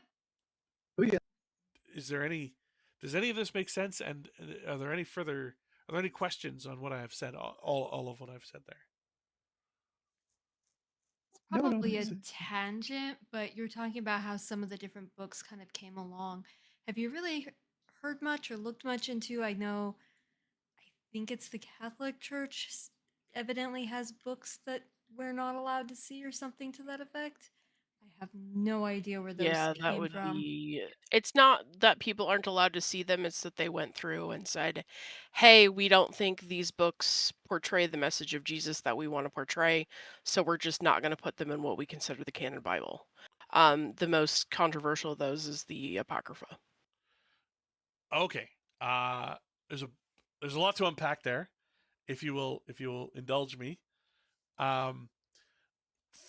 The Apocrypha it is a term that encompasses 2 completely different corpuses of texts. So if you are a Protestant, like you're an Anglican or a Lutheran, you will call Apocrypha a series of books written in Greek by Jewish authors. They wrote them after the composition of the Hebrew Bible, the Old Testament, but before the composition of the New Testament. That's what Apocrypha would mean to you in that sense. If you are Catholic, you wouldn't call those books Apocrypha. You would call those books deuterocanonical, which means they are second canon. They are actually very important to Catholics, and they are part of a required Bible for all Catholics, but they are underneath the Bible itself. So they are recognized as kind of adjacent to Scripture. That's one usage of the term Apocrypha. Another usage of the term Apocrypha is all of the Christian writings from the 1st century, the 2nd century, the 3rd century that didn't make it into the Bible. They are called Apocrypha as well. It's very confusing. And obviously, as a cradle Catholic, that would have been the definition I was running with. There you go. Those books, there was, so it became very important, not in the first century, but it became very important in the second century to establish what books were really important. If you remember in my presentation, I talked about several of the heresies. And one of the heresies was called Marcionism. And Marcion was a preacher who was very influential, and he was also very passionate. He had his own ideology, his own theology, and his own set of books that he accepted. And his actions prompted the church to look very critically at Christian writings, because what Marcion did, he took the Gospel of Luke, made a whole bunch of edits on it, and called it his own book. And so um, because there were others claiming authority from these books, there was a movement to decide what were the books that actually had authority. This was not a process. This was not a process where they said what is in the Bible and what is out. That officially, believe it or not, that officially did not happen until the Reformation. When the Protestant Reformation happened, there was a whole bunch of discussion of like what books get chucked out, and that's when the deuterocanonical books became apocrypha. And when Catholics heard this, they're like, okay, we got to fight back. We gotta make an official list of books that are in the Bible. But 1200 or 1300 years earlier, the conflict with Marcion prompted the church, and this is not the Catholic Church. There is a bishop of Rome, but he's not exactly this all-powerful guy right now.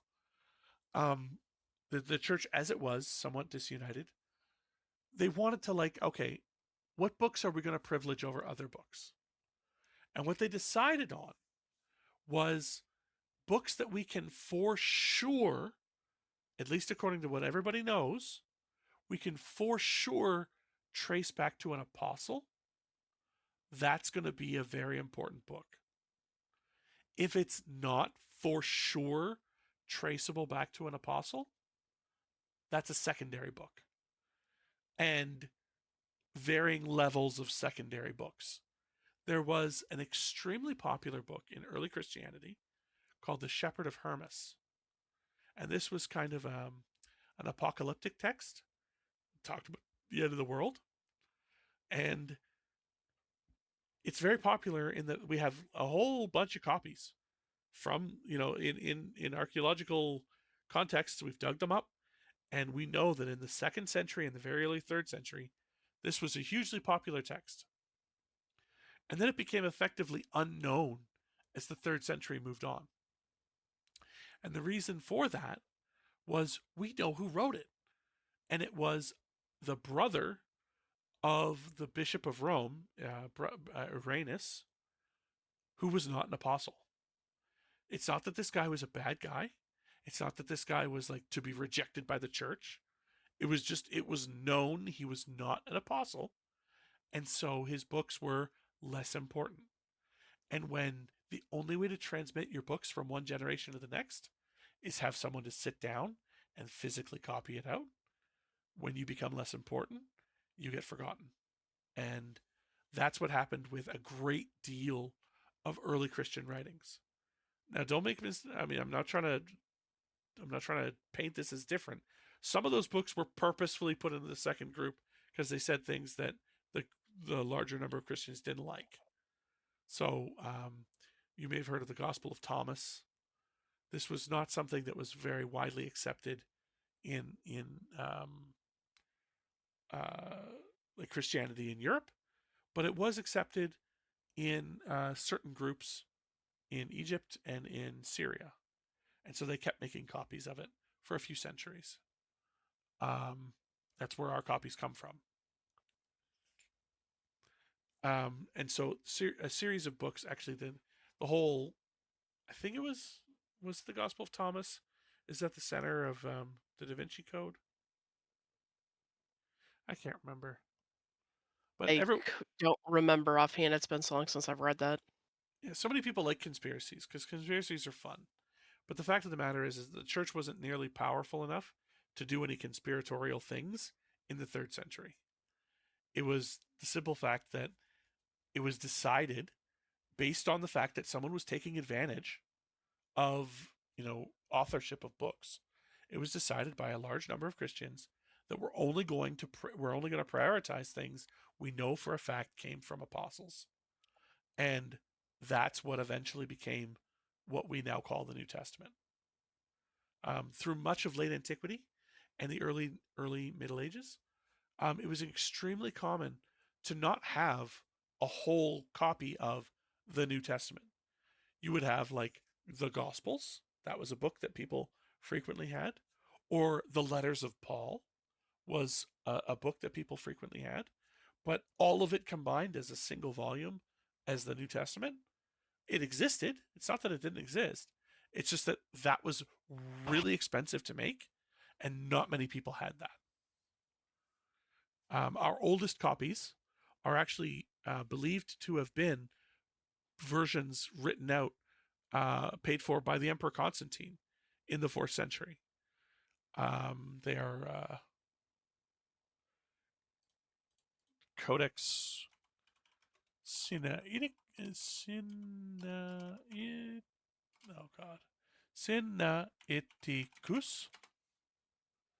Codex Sinaiticus and Codex Vaticanus.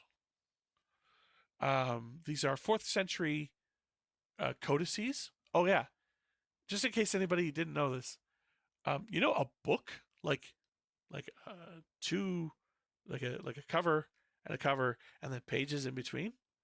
That is a technology that was invented, and the primary reason for the invention of that technology, the book, is copies of the New Testament.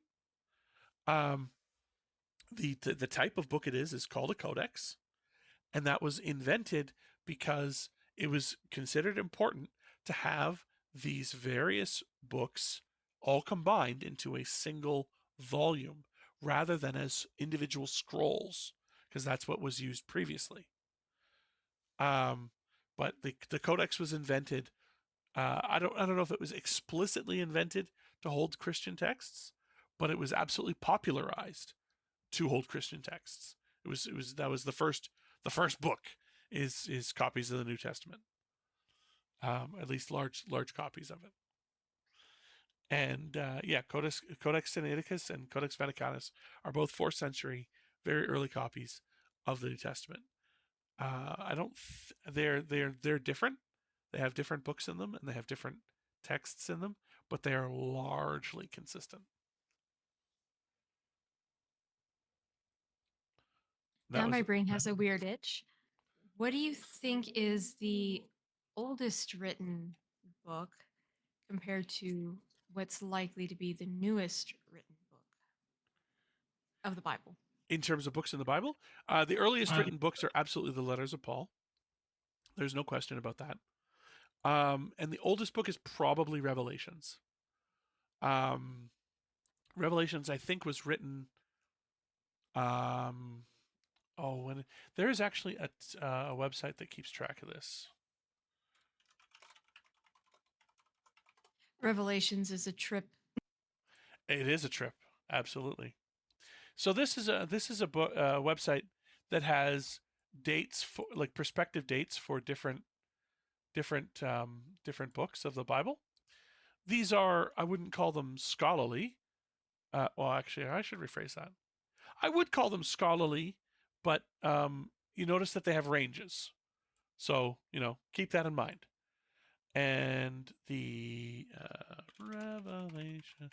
Okay, so Revelations is written towards the end. Oh yeah, no, the Revelations is not near the end because we've got First and Second John there, First and Second Timothy. Oh yeah, I mean, these ones, First and Second Timothy and Titus. um, who else laughed? Me. Why are you laughing? The Cradle Catholic laughs because yeah. Have you been beaten down with one or several of these texts before? Yes. Okay. Well, these are books. First and Second Timothy and Titus are books that are claimed to have been written by Paul. Even in antiquity, people realized not immediately. So when they were assembling books that had to be written by an apostle, these ones got through because it was written by Paul. So there it goes. But fairly quickly after that, people were like, I don't think these are written by Paul. And so these are called the pseudo Pauline epistles, which means the letters, epistles, that are written by somebody claiming to be Paul. And they have some of the most generally contentious stuff. Like I think it's Second Timothy has a passage in it where it's like, if you find a slave, and that like if you find a runaway slave, even if they're a Christian, tell them it's illegal to run away from their slave master and have them go home. You can imagine this would have been very popular in a certain period of American history. No, of course not. We would never. Yeah. We would never. Additionally, I think it might be Titus, but one of the three anyway this is where the invocation that women should have head coverings in church comes from. Also, that women should be silent in church. So if you've ever been told that you're not allowed to be a deacon or an elder or a priest or a bishop as a woman, it comes from these pseudo Pauline epistles. Yep, your power comes from your husband. So if you want to have any kind of, not necessarily superiority, but popularity, you best marry the right man that gets you up there. Yeah. So it looks like I'm gonna guess that Second Peter is probably the old or the newest, because I don't think any of these are in. This is where my ignorance comes through because I never studied the New Testament. I only mined it for things. Oh no, Second Clement's in there, right? I think that's a book in the Bible, isn't it? Yeah. I don't know. I know First Clement's in there. Anyway, this is my ignorance. I'm an archaeologist. Look, I just dig in the dirt. I didn't read shit. You don't want to read it. I was forced to read it, and I would keep pointing out things that contradicted each other. Like, I forget which book it is, but it'll talk about how the world is round, and then a couple of chapters later in the same book, it talks about how it's flat. And the moment I pointed that out, I got the look of "shut the fuck up," and I'm like, "Okay, yes, ma'am." We do have some infancy gospels in here, which are part of my favorite. I think it's the infancy gospel of James has baby Jesus being taught. I don't know if they have the full text here. They don't seem to have the full text. But if I remember correctly, it has baby Jesus because remember, the years between being born and starting his ministry are unknown. Well, they weren't unknown forever. People wrote books, and it's just that those books were known to not be from an apostle, and so they sort of fell by the wayside. And I'm pretty sure it's the infancy gospel of James has Jesus as like a toddler or adolescent learning from a Greek scholiast, like a Greek teacher. And the Greek teacher is like writing on the Greek equivalent of a chalkboard, and he's like, "This is the alpha, and this is the omega." And basically that's the alphabet. Like that's the alpha is the beginning of the alphabet and omega is the end of the alphabet. And adolescent Jesus is fed up with this bullshit teaching. And he's like, "I'll show you who's alpha and omega." And he takes he causes the chalkboard to collapse and crush and kill the teacher. And then you can see why they didn't want to put that one in the canon Bible. I mean, maybe, but like Jesus as like a superhero is like pretty solid. It's in a lot of these books. And so Yeah, but not as a vengeful student who fucking, he especially when brings you him have the back. whole thing that one of the mysteries of the rosary is the finding of the Christ child in the temple, where He he's supposed to be like all wise beyond his years. he Yep. brings him back. So he then resurrects the guy, because he's Jesus, right? He's not a bad guy. He's you may be bad guy, but you're not bad guy, huh? so he kills the guy for his impudence, but then he brings him back, and I love that so much. It reminds me of a Penny Arcade comic from many years ago with one of the Jedi Academy games where they gave you both Force Healing and Force Lightning, and Gabe in the comic was like, "Die with lightning, now live." And die again. And then Tycho is like, that's the most fucked up thing I've ever seen. That's what I was just thinking. Yeah, Just that's imagine you're pretty some gay to me. teacher, you piss off a baby, so it kills you, and then it's like, oh yeah, I killed you, but I brought you back, and I go about your day. No. Yeah, listen, you're just a normie. You got to deal with it. So, anyway, this has the date ranges largely, and then of course these are many of these books are not in the New Testament. So, I think almost certainly everything in the New Testament is written by like 120 or so. Yeah, that sounds about right. Yeah. But anyway, any other questions, comments, or thoughts as we're Although going through? the date that you gave for the first gospel being written is definitely later than what I was taught. Yes. I wonder So if that has changed over the years. no, it's by tradition. Tradition always puts these things earlier than the academic consensus. And you have to remember, I was raised Catholic. They actually acknowledged that it was not written like 3 days after the dude died, which is, they actually argue with everyone else that it wasn't written right away.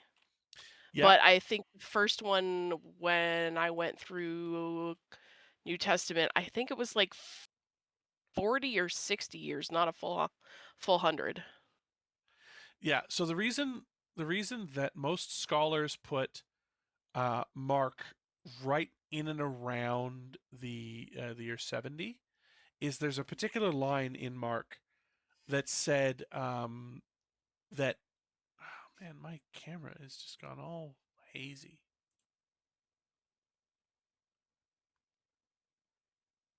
Hold on.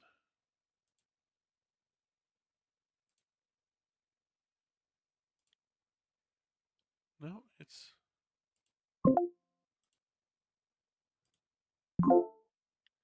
I'm just fuzzy. That's great. Wonderful for that. I'm very happy for that. I mean, it's a reflection of what COVID did to your poor brain. That's true. You're not wrong. All right. It messed mine Your up for a camera's sick while. of being doing this for 3 hours, so it's like, here, you're fuzzy now. Hurry it up. Yeah, that's probably Yeah. fair. All right, that's fair. 2. It's been 2. Yeah, the longest ones were 3. Um, but what was I talking? Oh, yes, a line in the Gospel of Mark where it said the curtain will be torn in two, and no stone will be left on top of another. And that is interpreted, and I know that's that's pretty hazy, kind of like, all right, what are they talking about there? Well, Well, I there mean, they would have known that in context at the time, so that's. well there's a curtain that separates the holiest of holies from all of the other, like, because there's layers of access in the temple. Yes. and Correct. and there's a big curtain that separates everyone who's a pleb from the priesthood. Yes. And so the curtain being torn in two is basically the fracturing of the priesthood and the desecration of the holy of holies. That's what it's interpreted as. And Okay, that and makes sense. and no stone on top of another is interpreted as a reference to the fact that the temple was fucking wrecked. So the Romans don't fuck around. No. they have a ritual called is it oh shit what is it called now? It's not. Is it Atlantis?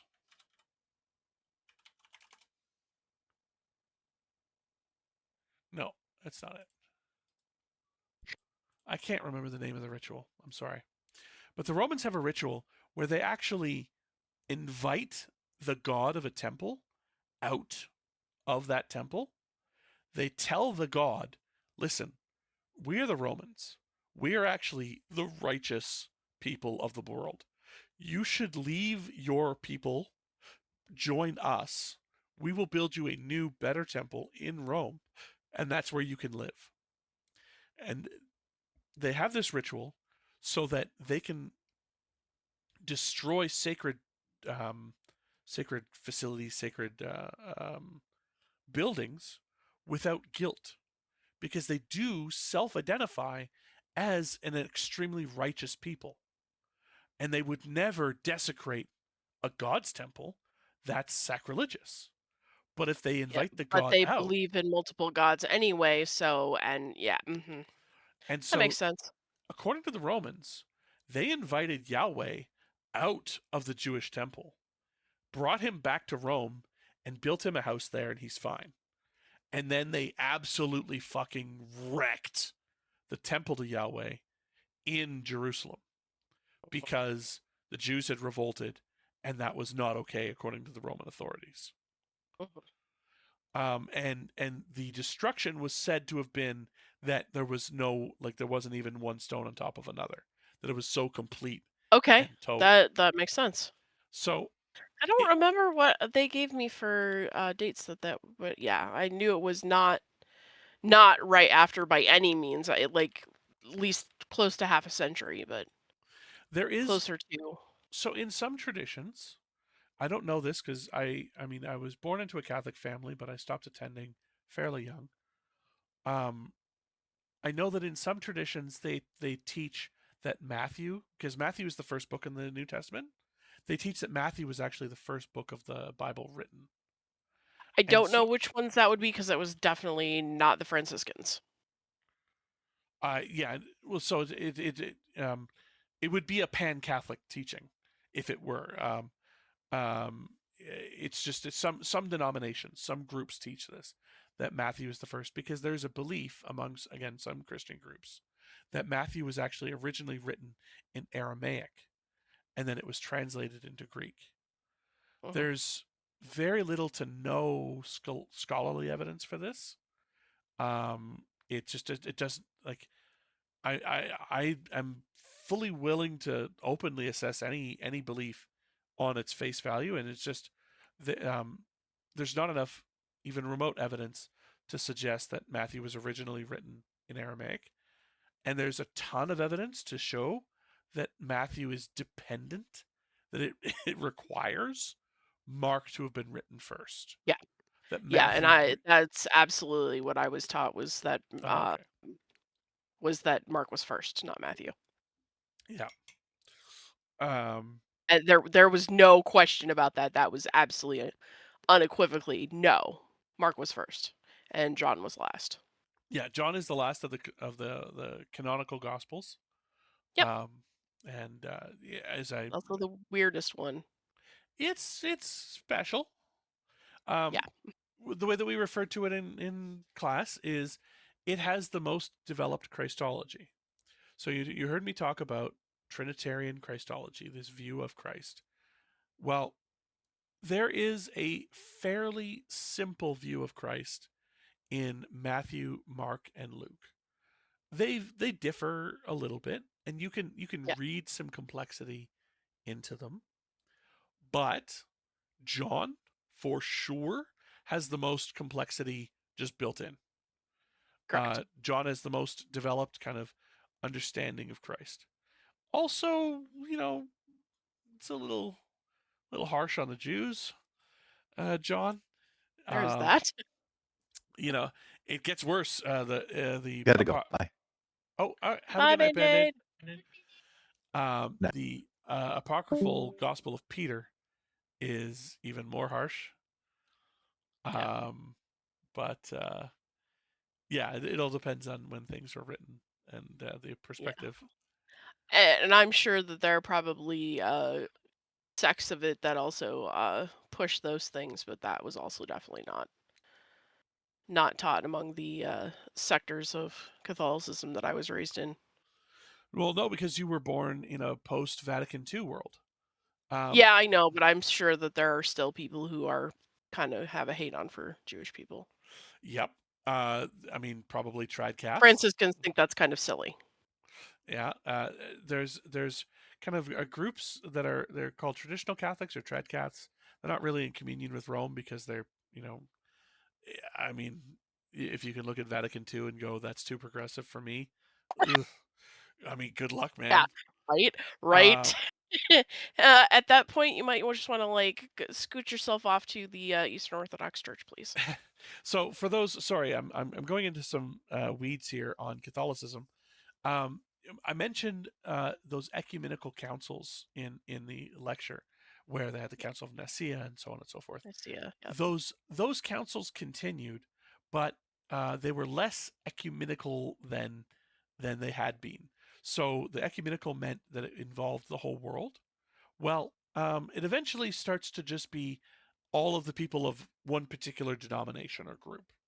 And so you start to get just Catholic only councils, and then Eastern Orthodox only councils.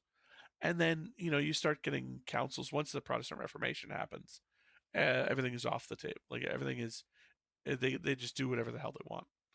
Um, and Vatican II is one of these Catholic only councils. And it was held in the aftermath of the Second World War. I mean, it was held in the 60s, but for our historical purposes, it was because of Yep. the Second World War.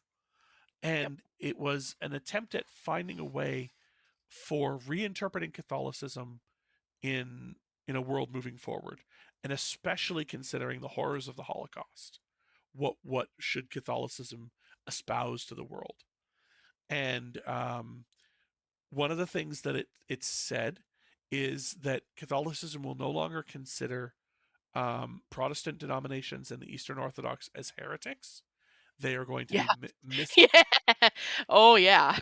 yeah, I mean, like that's kind of crazy, right? Like it took that Be long. being raised in that like that transitional period, like where I know that that was how my grandmother was raised, that if you weren't Catholic, you went to hell, dead stop, end of story, no questions asked, do not pass go, do not take $200, just dead stop.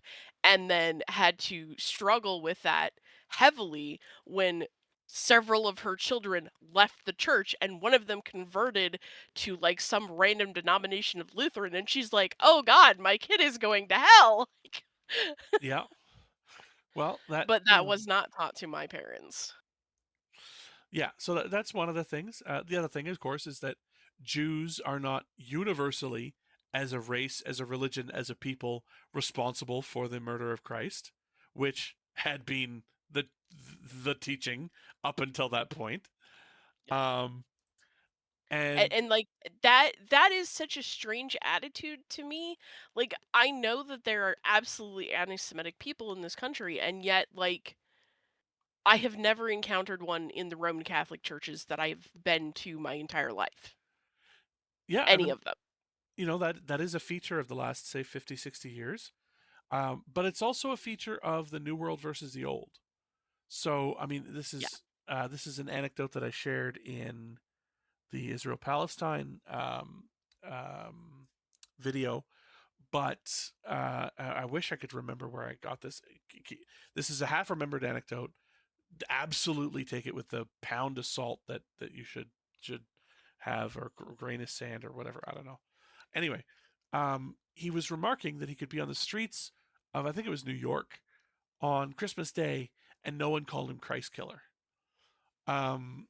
And this was a Jewish guy who was. That is absolutely just fucking wild to me because at no point in any of my upbringing, despite the fact that I was literally raised with people who had been taught as children that everyone else went to hell, have I ever encountered that among any Catholics that I have ever known. I don't know where the fuck that one came from or Well, it's who from a was still different era. holding that one, but Well, it's from a different era. So this guy, I believe this was an early 20th century anecdote, if not late 19th century anecdote.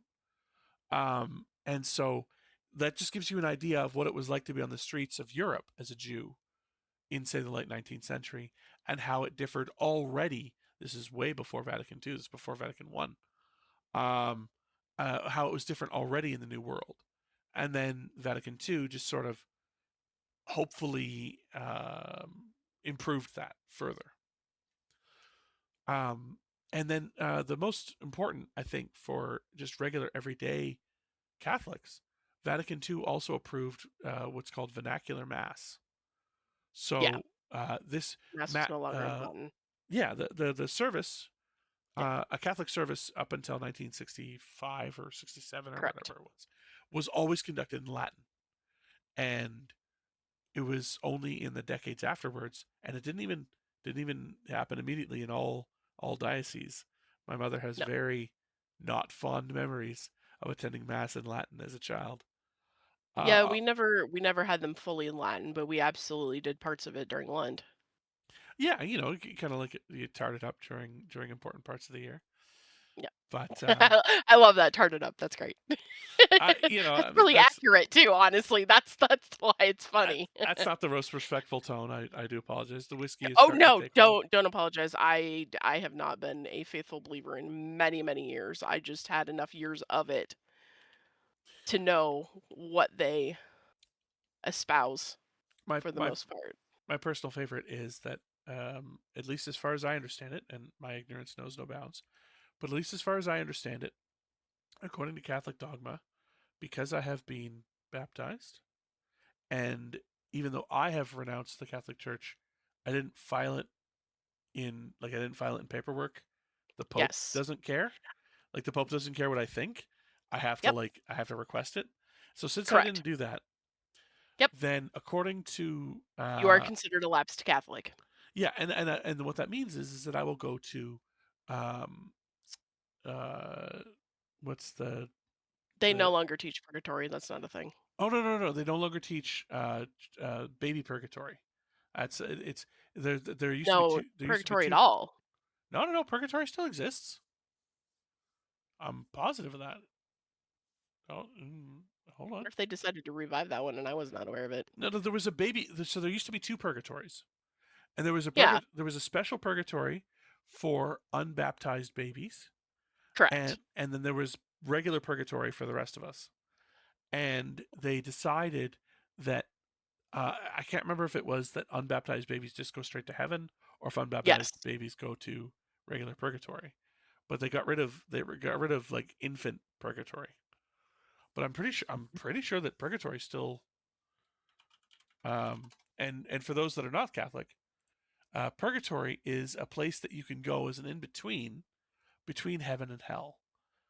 And Basically, you rely on your living relatives to pray for you enough that you get to go to heaven or just and wait, not sit in limbo for eternity. or just it's not eternity, it's eternity minus one. And Yeah. so you wait until it's almost eternity, and then you get into heaven. So I have a weird question, please. and you may not even have the slightest fucking clue. So, my hubby was born into a Catholic family, but his parents, when he was a preteen, decided to leave the Catholic Church and become Jehovah's Witnesses. In order to do this, Jehovah's Witnesses require that they not only verbally denounce, but if in the case of like Catholicism and some others, that you actually have to write a letter and say, like, I'm done to the Catholic Church. So his parents are actually pulled from the Catholic Church Yeah, records. they They would did be the letter. considered non-members. Right. So, being he was baptized when he was a baby, would they have had Did the they write a right? letter on his behalf? I Yeah, don't know. Would they have been able to write a letter on his behalf when he was Yes. still underage? yeah, they definitely Yes. would have. So, we don't know if he's considered lapsed or a non-member. We just know that his parents are not members. Yeah, His There parents there could would be have a pulled him. filing somewhere you could absolutely request basically a status check from the Vatican if you so chose. yeah. If you just go to your local diocese, I'm sure that this is something that they could like. Well, if it wasn't done in the diocese that you're nearby, if it was done halfway across the country, good luck for them to find the paperwork But it would unless be you call escalated that up. diocese. That's what I'm saying. Is Yeah. you go to a local diocese and you ask, and then they can potentially file paperwork above, and then because the Catholic Church has a massive hierarchy. Correct. He would have been baptized probably in Minnesota just before Yeah. they moved to California. You so. could try the Archdiocese of St. Paul. You might have to go all the way up to Vatican level. It depends. I was just curious if, as the There's parents of a there are minor, some if they things would be that get allowed. kicked up that far. Yes. No, you could absolutely on behalf of a minor. Yes. Interesting. So it's possible they did. I don't know if they would have, but I know they had to. In order to get baptized as Jehovah's Witnesses, you are required to cut all ties with any previous religion, with whatever means that faith required that you Yeah, pull your if you name. had to go that far, then they absolutely are no longer considered Catholic. Yeah, they absolutely would have done that. Yeah, if they were required to, then yeah. But Yeah, as Jehovah's for all of Witnesses the are rest of us bananas. that just stopped going or and never did any of that, we are still considered Catholic as far as the church is concerned. You're just considered lapsed. Yeah. I'm considered inactive because I just stopped going to mine. But yeah, It's the same, but they don't do the like the after death baptism thing is not a thing Catholics do, and I know it is a Yeah, it's thing that Mormon. some of the Mormons do. Yeah, that's Mormons, not Yeah. Jehovah's Witnesses. The Mormons have been Yes. told many times to knock it off, that it's To knock it illegal and off, they're not yeah. allowed to do it. And I've actually heard Mormons that are definitely at least boomers, if not like Greatest Generation and so on. I've heard some of them just have freaking meltdowns over not being allowed to count baptisms of the dead. And I'm just like, does it matter? Like, if you're gonna do it, just do it. Just don't freaking count the numbers because reasons. Deal with it. Nobody cares. Well, some people do, and they care quite a lot. That's the deal, right? I I mean, think no one's gonna know if you don't count the numbers. the So massive then, controversy was, at least in the post-war environment, was that Mormons baptized Anne Frank. oh yeah, they've Uh, baptized her like over a dozen times. She's been baptized so many times, it's ridiculous. yeah, My aunt was at a Mormon church, so yeah, she's been baptized a whole but lot. of The weird course, thing she's is, famously killed for being Jewish, yeah, not for being Mormon. So oh yeah, no, they if they can trace back lineage to a family member in any way, form, or fashion, then they can do a death baptism for that family member. And they believe that by doing that, they're pulling that person out of the Mormon version of purgatory. mm, Yeah. Otherwise, if you die and you're not a baptized, active, in good standing Mormon, then you're shoved into purgatory. yeah, I haven't studied a whole lot of Mormon perspectives on the afterlife. I haven't done a ton. It's just what little I picked up being around it for a year. Um, but you pick up a lot when you're forced to go to church on Sundays. Yeah. But I needed a roof over my head. fair enough. I'm not no judgment here. This is a zero judgment zone. That being said, though, any further questions, comments, or concerns on the early church? Some 2,000 years ago. This is not gonna end well for anyone. What? Not the question. My horse just like, ow. You're. I think I died. Yeah, I died. Okay. My horse killed me. Your horse killed you. All right. My horse killed me. I think that we will take this opportunity then, if there's no further questions about early church or the origins of Christmas, then I'm gonna end this Q&A, and thank you everyone for showing up, asking questions, and participating. That's been a great experience for me, and I Thank hope it you was for a great being willing experience for to you. amass all of your knowledge and regurgitate it all to us. I mean, it's I really enjoy this process. So, thank you everybody. I figured like there's got to be something somewhere digging my brain, and I'm not finding it at the moment. it might just be been a long day. So I mean, that's fair. I mean, like the text chat stays active for 30 days without any activity. So if you feel if anything pops into your head and you want to ask anything, please just add it in there, and I'll do my best to answer it. You can always ask questions in the text chat here in the Discord, um, and yeah, I'll do my best to find an answer or craft an answer, I guess. In terms of the next session, that's going to be in January.